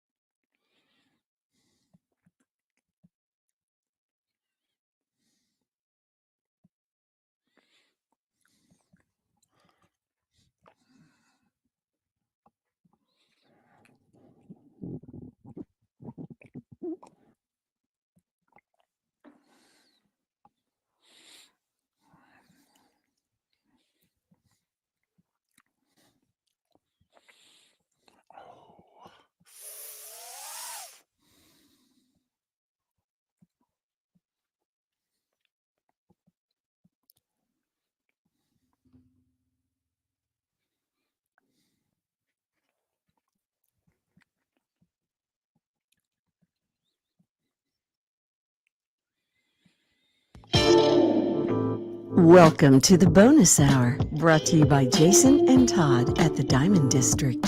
And now, here's Mark Miller and David Moulton. 21 minutes past the hour. Miller and Moulton, millerandmoulton.com, Miller_Moulton on X, Miller and Moulton broadcasting live from the Floormeister studios. Floormeisters, just keeping it real. You know, besides the losing, there is a common denominator in the game we just played. And that game, if you're just joining us, was me throwing the teams out there and Mark putting an X next to him if he's declaring them that they've won the division already, a check mark or a Y next to them if they've already clinched a playoff spot, and or an E next to them from eliminated from the playoffs. Now, you have to play general manager of each one of these teams individually. It's a yes or no question. Do you need a quarterback? Dolphins. Yes. Patriots. No. Jets. Yes. Browns. Yes, but. Well, I'm going to support you when we go to the owner during the offseason and say, yeah, I don't know what to tell you. We screwed up. We got it wrong. Okay. And by we, I mean you. Yeah, no. We signed off on this, and it's all of us. Okay. But just saying, we got it wrong, and we need a quarterback. So I'll support you. You know, I'm your assistant. I got your back.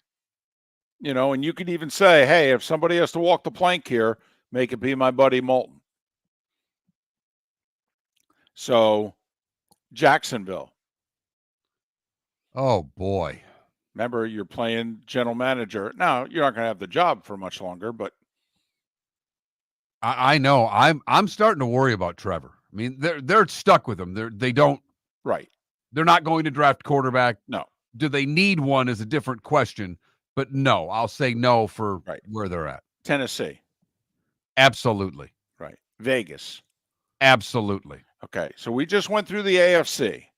And of the teams that we're eliminating from the playoffs today, we entered the Dolphins, the Patriots, the Jets, the Browns, the Jags, the Titans, and the Raiders. 7 teams that we're eliminating from the playoffs today, right? I think that's 7.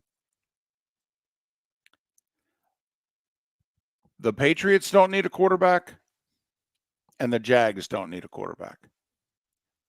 And the other 5 do. Miami, the Jets, the Browns, the Titans, the Raiders. So that's one common denominator. Now, there are a lot more teams that are in it in the NFC. But teams that we're eliminating today. By the way, are you eliminating the Cowboys at 3-4?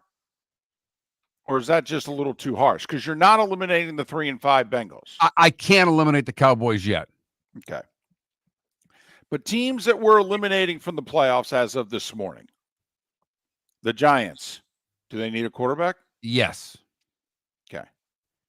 The Saints at 2-6, losers of 6 straight. Yes, they do. Carolina. Absolutely. Those are the only 3 teams, by the way, that we're eliminating in the NFC. I mean, the Cowboys are 3-4. The Rams are 3-4. Hell, they're tied for first in the loss column in their division. But that's still a lot of teams that need quarterbacks, and there won't be that many quarterbacks out there. Not anywhere close to it. Well, all 3 teams that we're eliminating. But, I mean, you had the AFC numbers that we have to it. That's a lot of quarterbacks that are needed. A lot more than we thought were needed when we entered the season, David. Yes. That's 10 teams right now that we're eliminating from playoff discussion for the rest of the year. 10.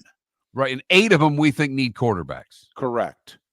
Only the Jags and the Patriots are the only 2 teams eliminated from playoff discussion that we don't believe their teams think need quarterbacks. There you go. So now, do your figuring accordingly if you're a fan of one of those teams or if you're just a fan. Because, I'm not seeing at 21,000 text line Twitch chat room, I don't see a lot of people disagreeing with us here. And we haven't even gotten to other teams who may be in contention for the playoffs, but yet you could argue, pretty soon may need to start thinking about getting a quarterback. Minnesota makes the playoffs. They turn out to be one of those teams. Sam Darnold's going to get paid. Well, there's a couple of interesting situations like this. How much longer do the Falcons go Kirk Cousins before handing it over to Penix? Think about if Kirk Cousins is made available this offseason with what we just documented there. Also, he's 35 a year, isn't he? Or is he 45 a year? But it's not outrageous by starting quarterbacks' salary standards anymore.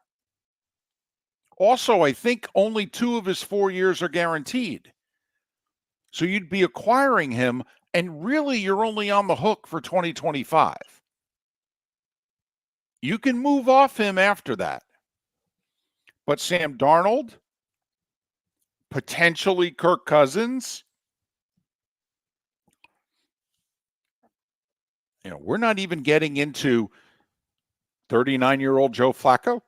Is somebody going to view him as a stopgap for next year? Russ is only on a 1-year deal. Jameis Winston's available. And he just threw for 330 and 3 yesterday. And I don't even think he's 30. Wouldn't Jameis Winston fall into the same category as Geno Smith, Baker Mayfield, and Sam Darnold of the last 3 years?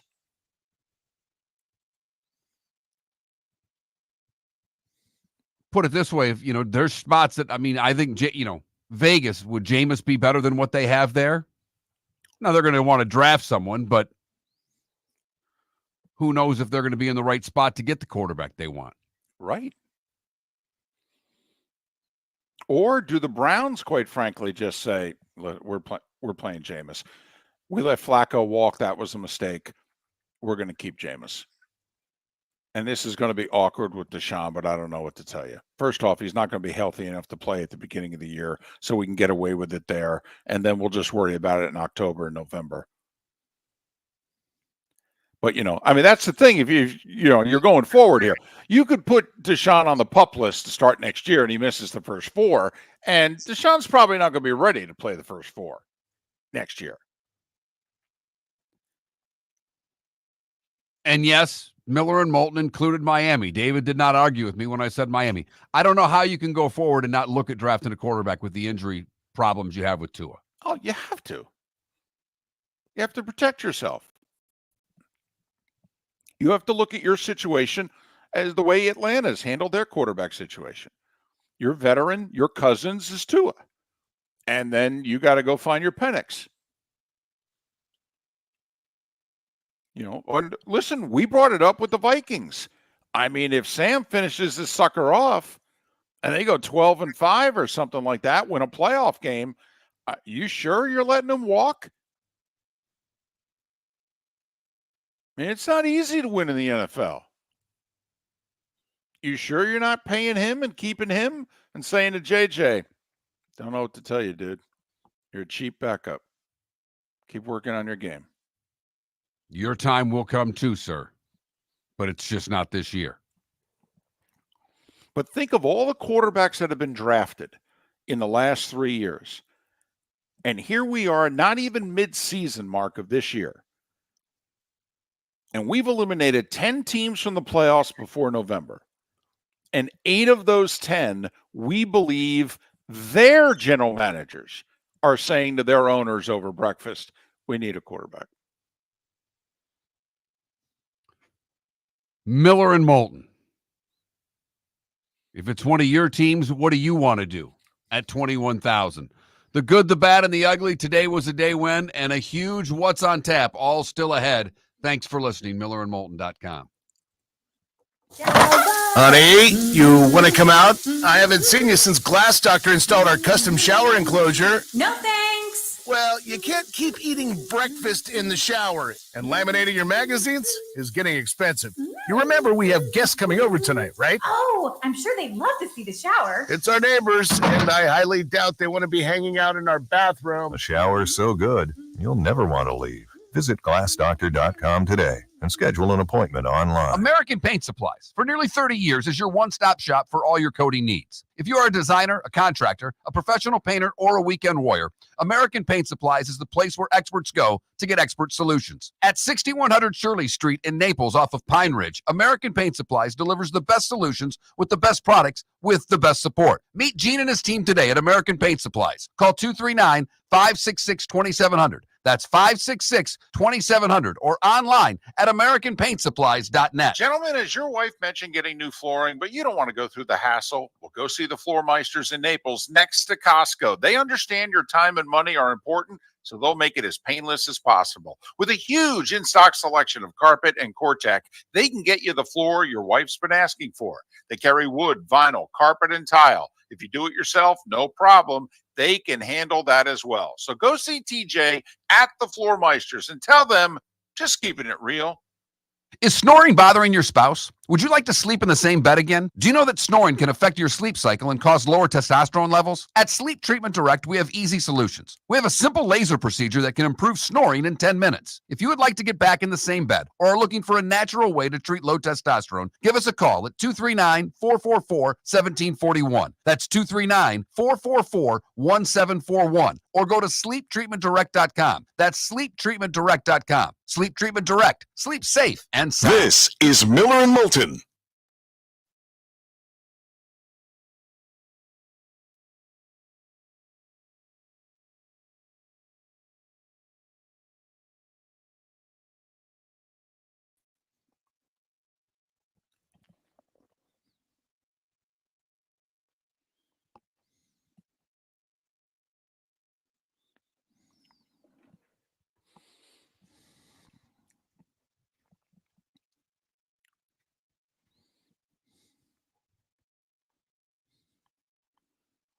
They'll win too many games to be able to draft either of those two quarterbacks.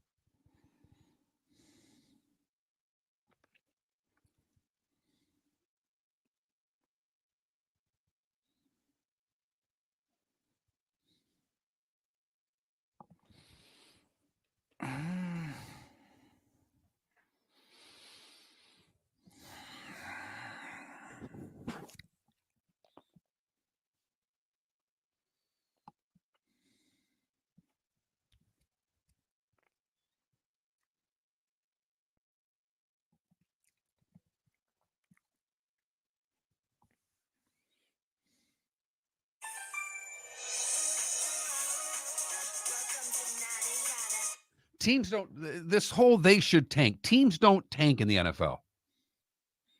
They don't do it. Guys don't tank in that league. The guys, even if the organization wants to lose, the way they do it is they put together as bad a roster as they can because the guys are going to play their ass off because the guys are fighting for their careers. I mean, that's what you had happen in Miami. They put as bad a roster together as they could, and those guys played their oomps off for Flores.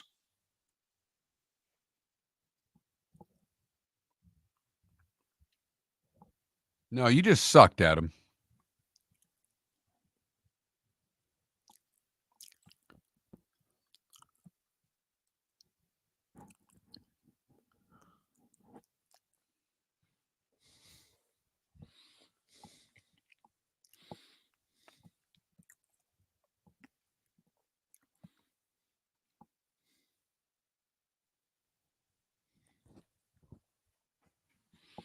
Boy, the tight end sure delivered yesterday on National Tight End Day. Hell, when Kyle Pitts caught 2 touchdowns in the first half, I'm like, what in the world? How many people have stopped playing him on their fantasy team? I don't know. How am I doing in fantasy this week?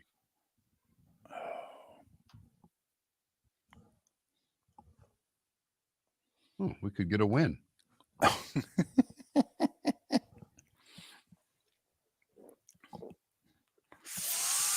Oh, God, that hurts. Son of a.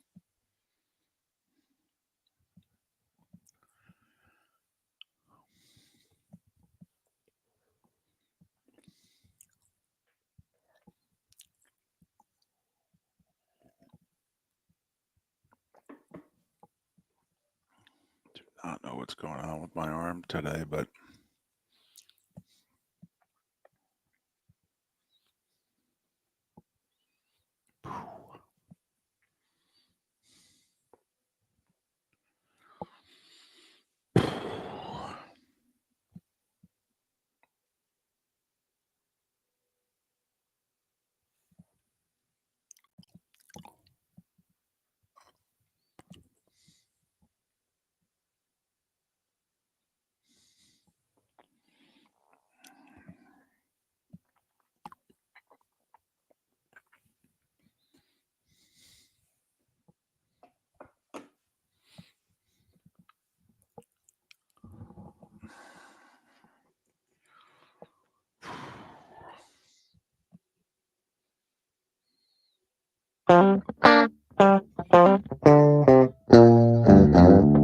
You're listening to Miller and Moulton. And now, here's Mark Miller and David Moulton. 22 minutes till the top of the hour, 16 until we're done talking. Miller and Moulton. MillerandMoulton.com, Miller_Moulton on X. David Sampson, Pat Kerwin, among those expected to join us tomorrow on Miller and Moulton. You said this was a busy day for, good, bad, and ugly. What's on tap today was the day when. More for what's on tap, just with all the sports going on tonight. Gotcha. I mean, this is the sports equinox. All 4 sports playing tonight. Don't even have enough televisions in the living room to watch all the games I want to watch tonight. I want to watch the ceremony for Stamkos. I do. I want to watch the 15 or so minutes leading up to dropping of the puck. I want to see if the Preds start them. I want to see how the Lightning handle it. And this should be special. Absolutely. And the Preds will start them. For sure. I mean, that's almost a given. Even when you're not of the status of Stamkos and you go back to play your old team, you usually get the nod. Mm-hmm. So we know that Stamkos will get the start. And the announcement of the starting lineups, it'll get a big pop out of the crowd. I don't know how much after that, because once the game starts, the Lightning fans will be all into the Lightning. Yeah, I think they'll want him to score, though. I do. Now, not beat him or anything, but I think they'll want him to score. I mean, I said it. I'm telling you, if you're a Lightning fan, aren't you rooting for 4-3 Lightning tonight? Stammer with a hat trick? Sounds like the perfect script in Tampa for the game tonight. It's that time again, nearing the end, but not quite there yet. Here's Mark Miller with Today Was the Day When.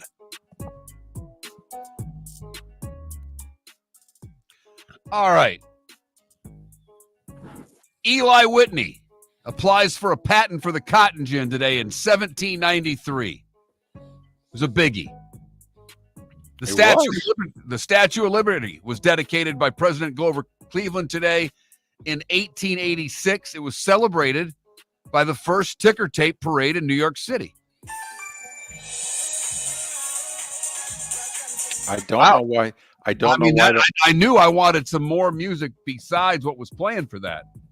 That worked out great. I don't even tap on the ads. Okay. I have everything on my phone turned down. And for whatever reason, okay, that ad continues to appear and play at full volume. I don't get it. I can't fix it. I've tried for our entire third act. I can't fix it. By the way, the Statue of Liberty given to us by the French. I mean, for those that have said they've never done anything for us, I'll say it again. Saratoga, 1777, and they did give us the Lady in the Harbor. Prohibition was established today in 1919. That worked out well. Do you know what was funny? The president didn't want it. Vetoed it. Right. And Congress overrid his veto. Right. Man, what were they thinking? They obviously weren't. They were getting paid off, that's for sure. You know what'll make America happier right now? You know what'll improve things? No booze. Today in 1959, the American Football League awards the Buffalo Bills franchise to Ralph C. Wilson. 81, Dodgers beat the Yanks to win in 6. The first co-MVPs of the World Series. There were 3. Ron Cey, Pedro Guerrero, and Steve Yeager. Okay.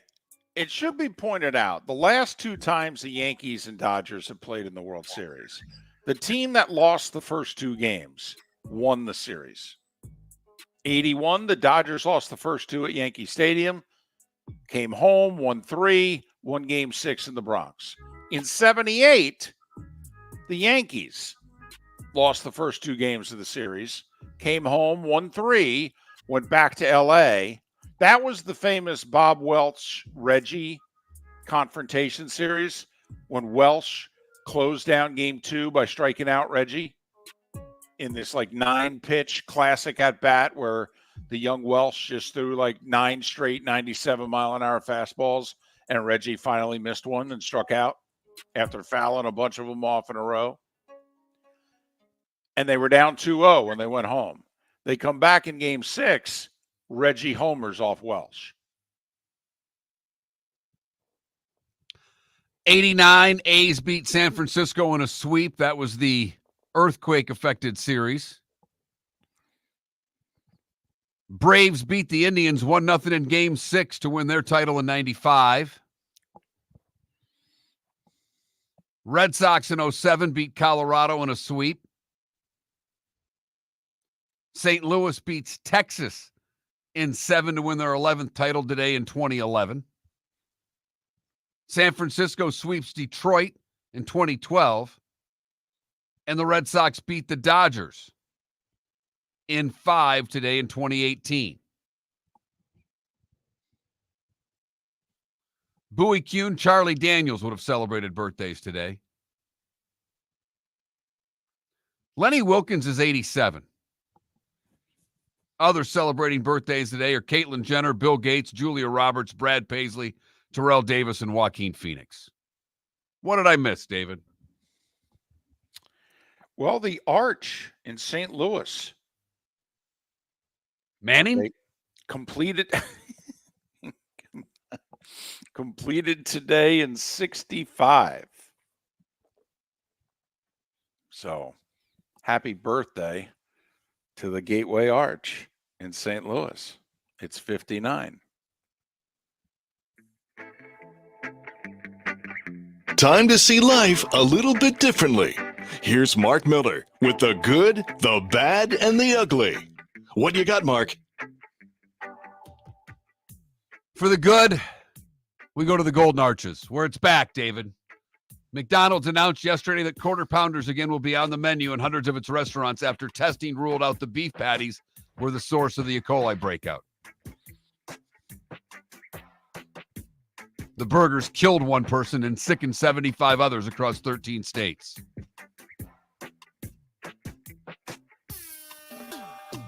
Are you getting one today? Are you celebrating the QP with cheese coming back if I get one? In fact, I'm going to have to explain to the wife. I'm going to say we got to go to McDonald's. Okay, just trust me. We have to go.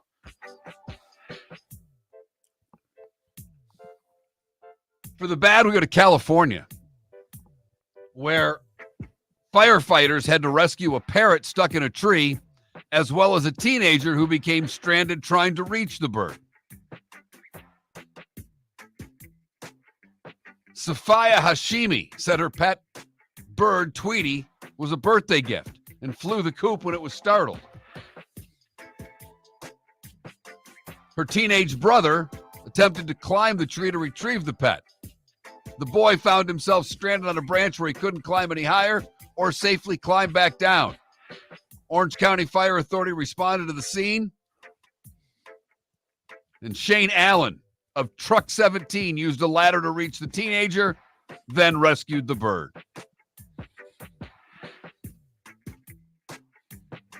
Now, I can see David climbing the tree if it's a cat. But if you're climbing the tree after a bird, what happens when you get to the bird?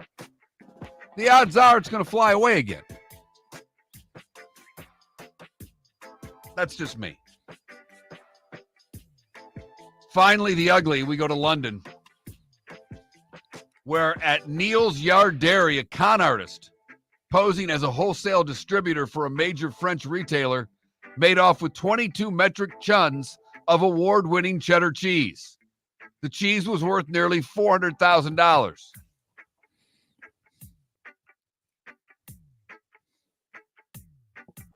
What were you doing yesterday? Watching football.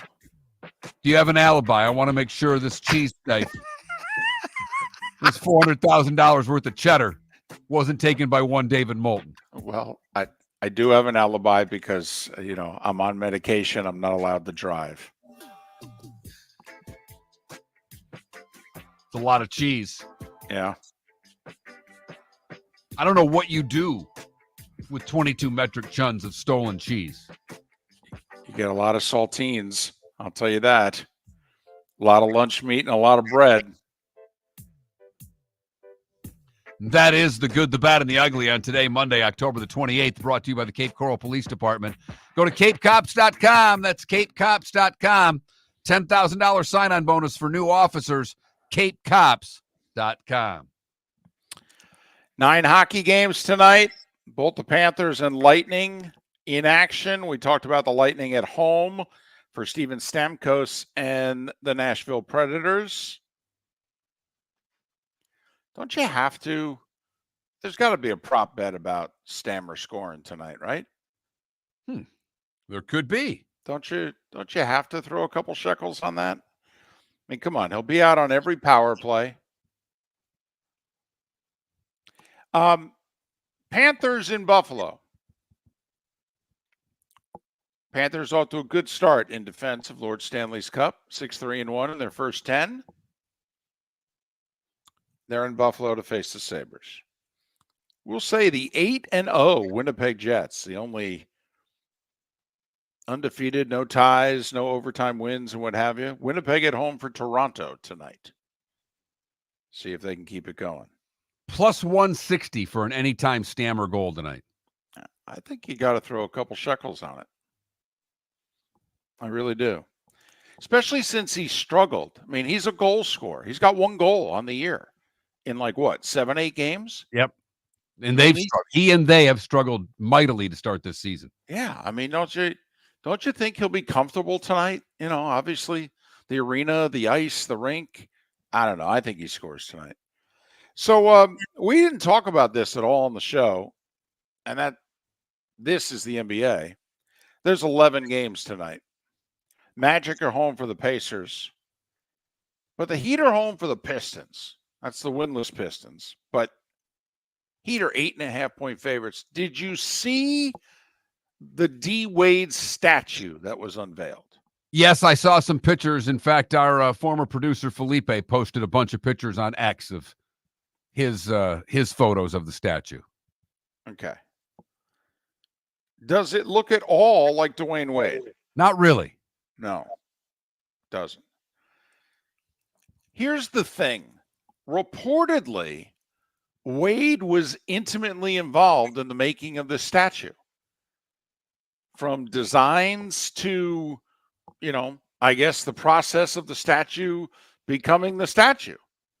4 different times, apparently, he checked in on the statue in some way or another.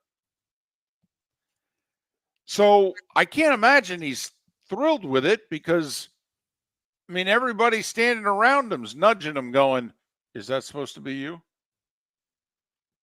But it begs the question, well, what the hell's been going on the last few months? When did it start not looking like you? That's all. Just wondering. Too late now. Yeah. I mean, up and dedicated, basically. Can you, after the fact, change the statue? I guess you can, right? They've gotten many a statue wrong before elsewhere. They've gotten some busts wrong into the Hall of Fame. Right. That we've seen and went, who is that? Exactly.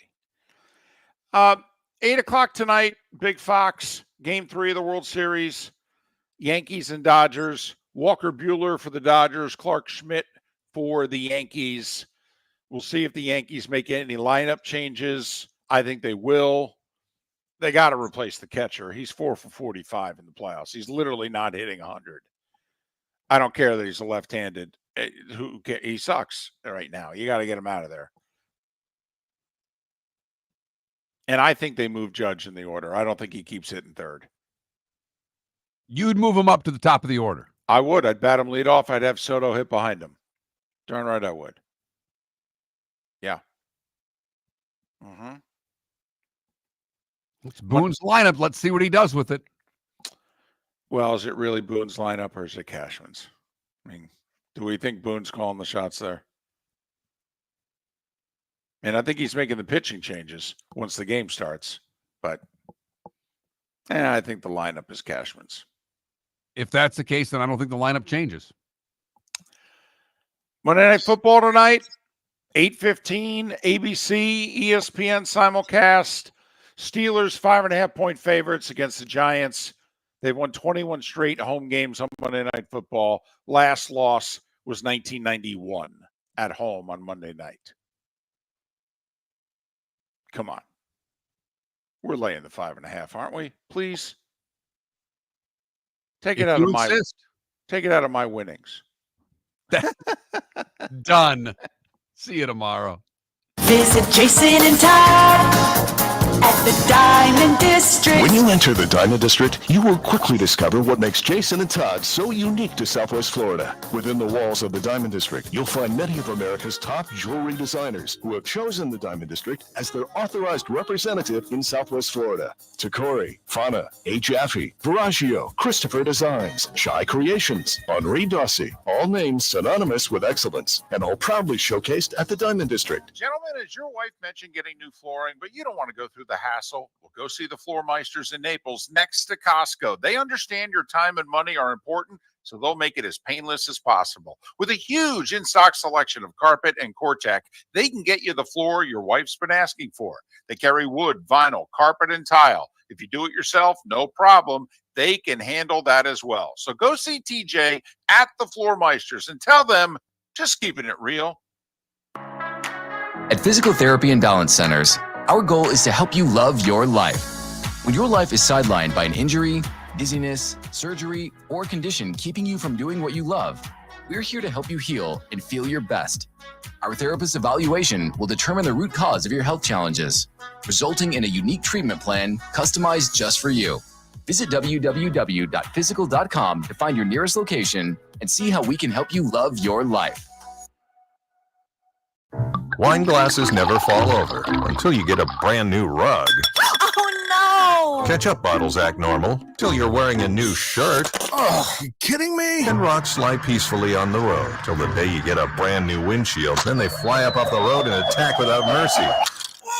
That's why new windshields from Glass Doctor come with our windshield protection plan. Unlimited repairs and one replacement for 12 months. Don't just fix it, protect it. Glass Doctor.